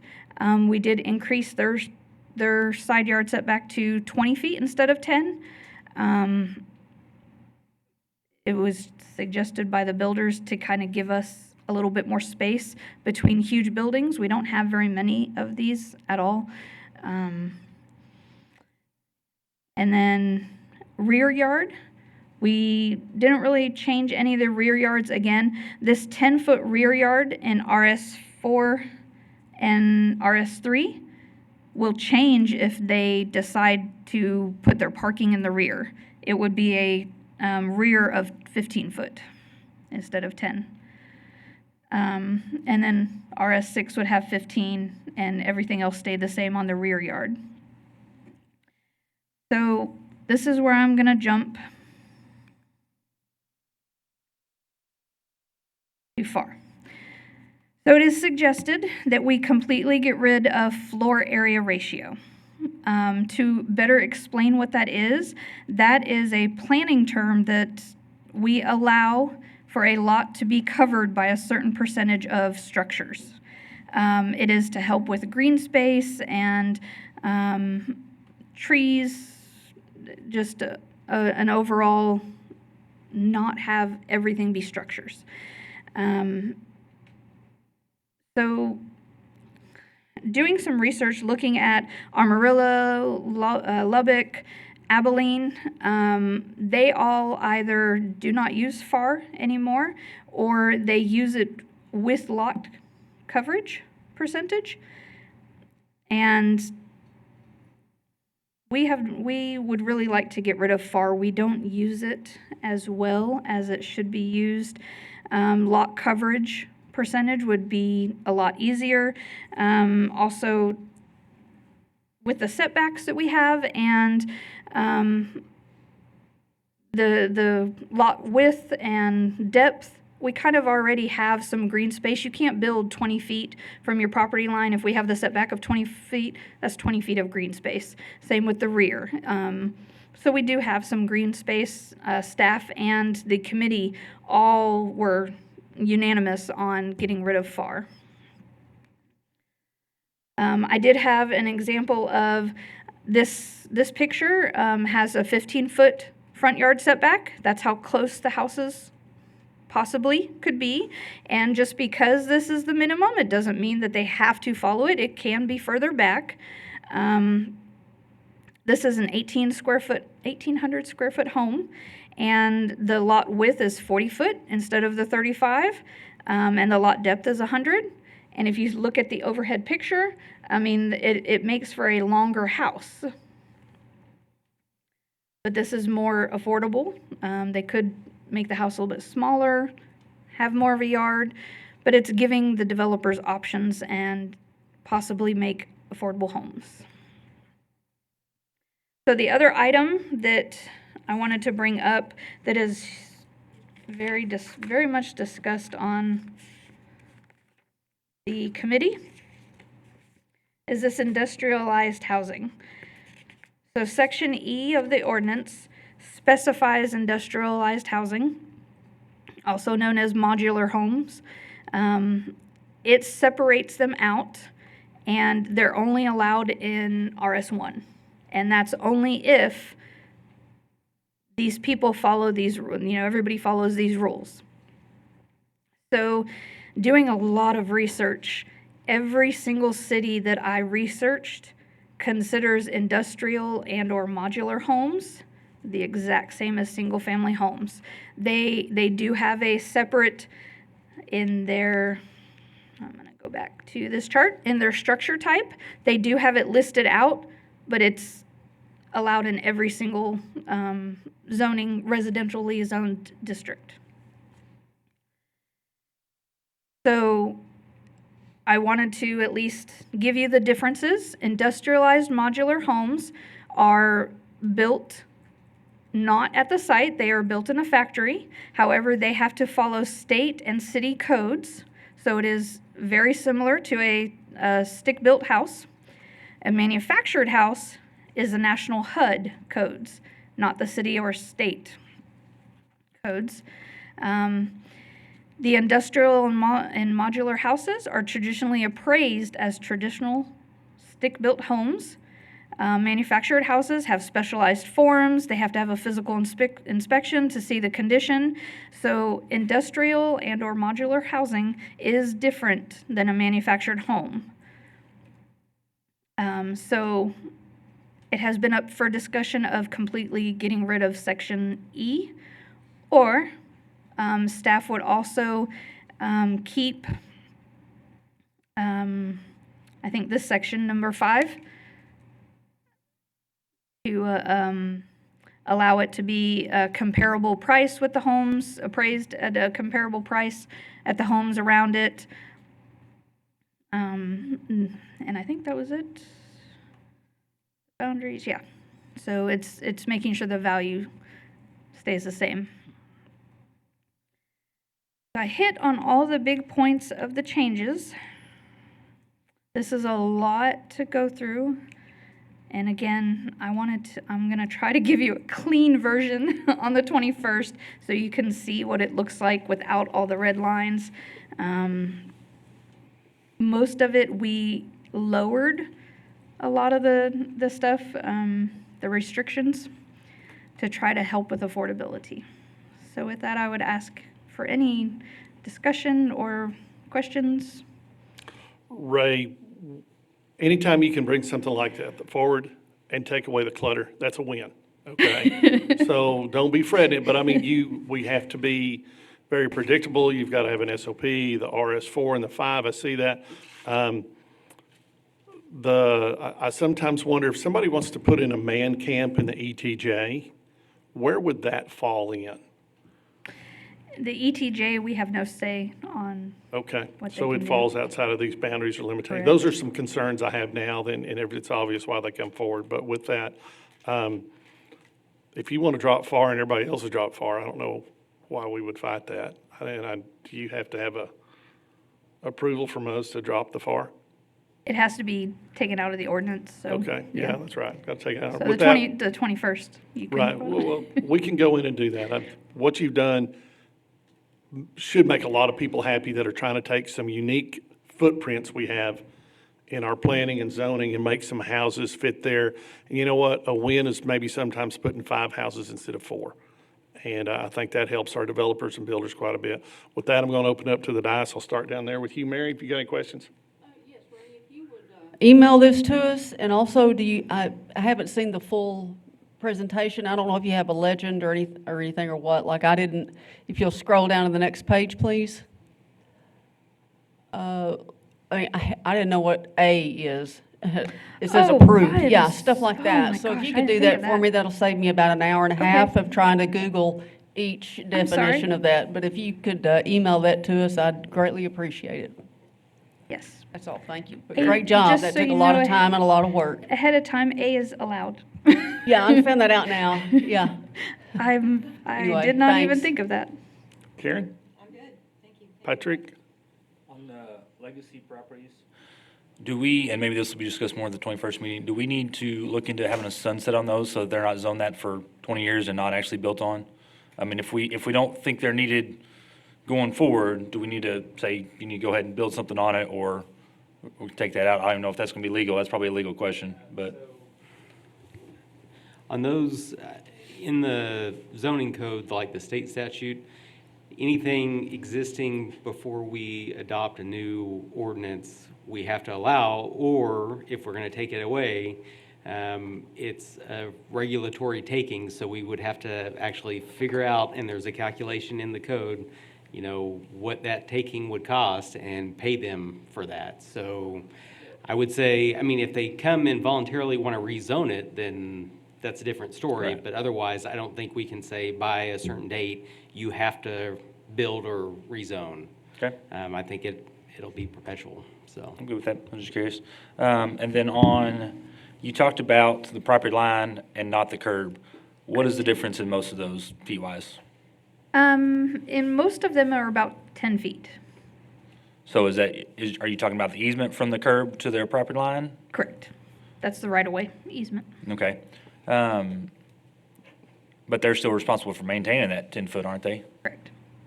So I think that's something to look into. And then on FAR, you said there's a difference in FAR and lot area percentage, but to me, that was looking the same. So can you clarify that a little bit? Yeah. So with FAR, we include the stories. You include Okay. the bottom floor, the top floor, attic space, any type of structure. If a garage has a second story, anything like that, that's FAR. Lot coverage is just your first floor and any structures that are enclosed. So a percentage, kind of looking at it from bird's eye view, the percentage square footage. Okay, perfect. Yeah, that makes sense to me of going to that. Because like you talked about, we already have the setbacks and stuff that'll fix any of those issues. And then on modular and manufactured and industrial, so I just want to clarify, modular and manufactured are two completely different types of homes. And on modular industrial, they meet, do they not meet every building standard of a regular single-family home? Correct. Okay. And yeah, I'm for those. I know that's come up too with the July 4th flood and people trying to go back with homes and what they can do and if they could save money doing that. So I'm all for those. They already meet the standards, and you talked about that they're in other cities, so, good. Thank you. Harry? There's a lot of work on in this, and just like all these previous presentations, 21st of April is going to be a busy day.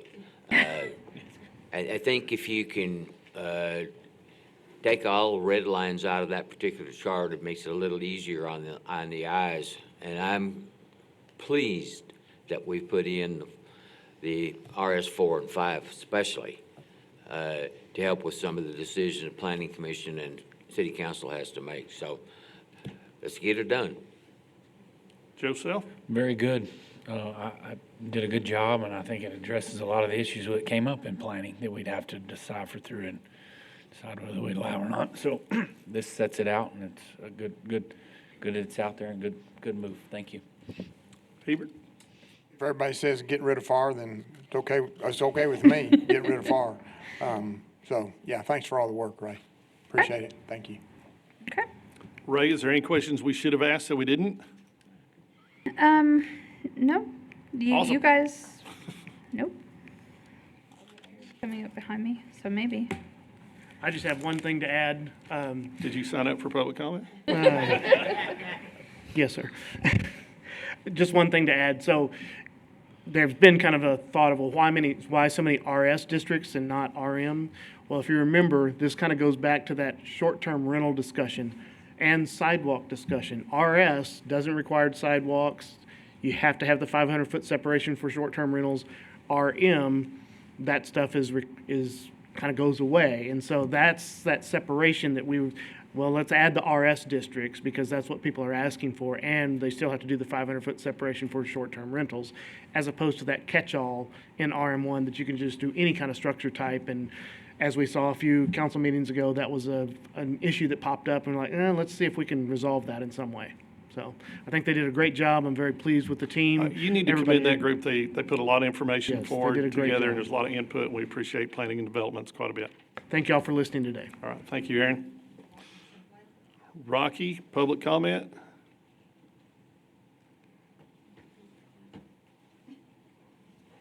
It is still morning. Rocky Templin, single member District 6. Aaron, Ray, and Reed, a lot of work. Thanks. They've worked overtime. We've had many meetings, and it's really come a long way. So I think they've done a great job. I have a couple questions for them, and I'll get resolved before Monday, before it goes to planning. And then the only question I had was, somebody mentioned man camps, and the RM1, which is allowed the STRs, and they're selling those off individually and putting 8, 10, 12 on a piece of property and selling them off, and they're renting them daily. So I like the idea of the RM1L, which they're still going to be allowed to do that, I assume. But my question is, on the RM1, are STRs still allowed?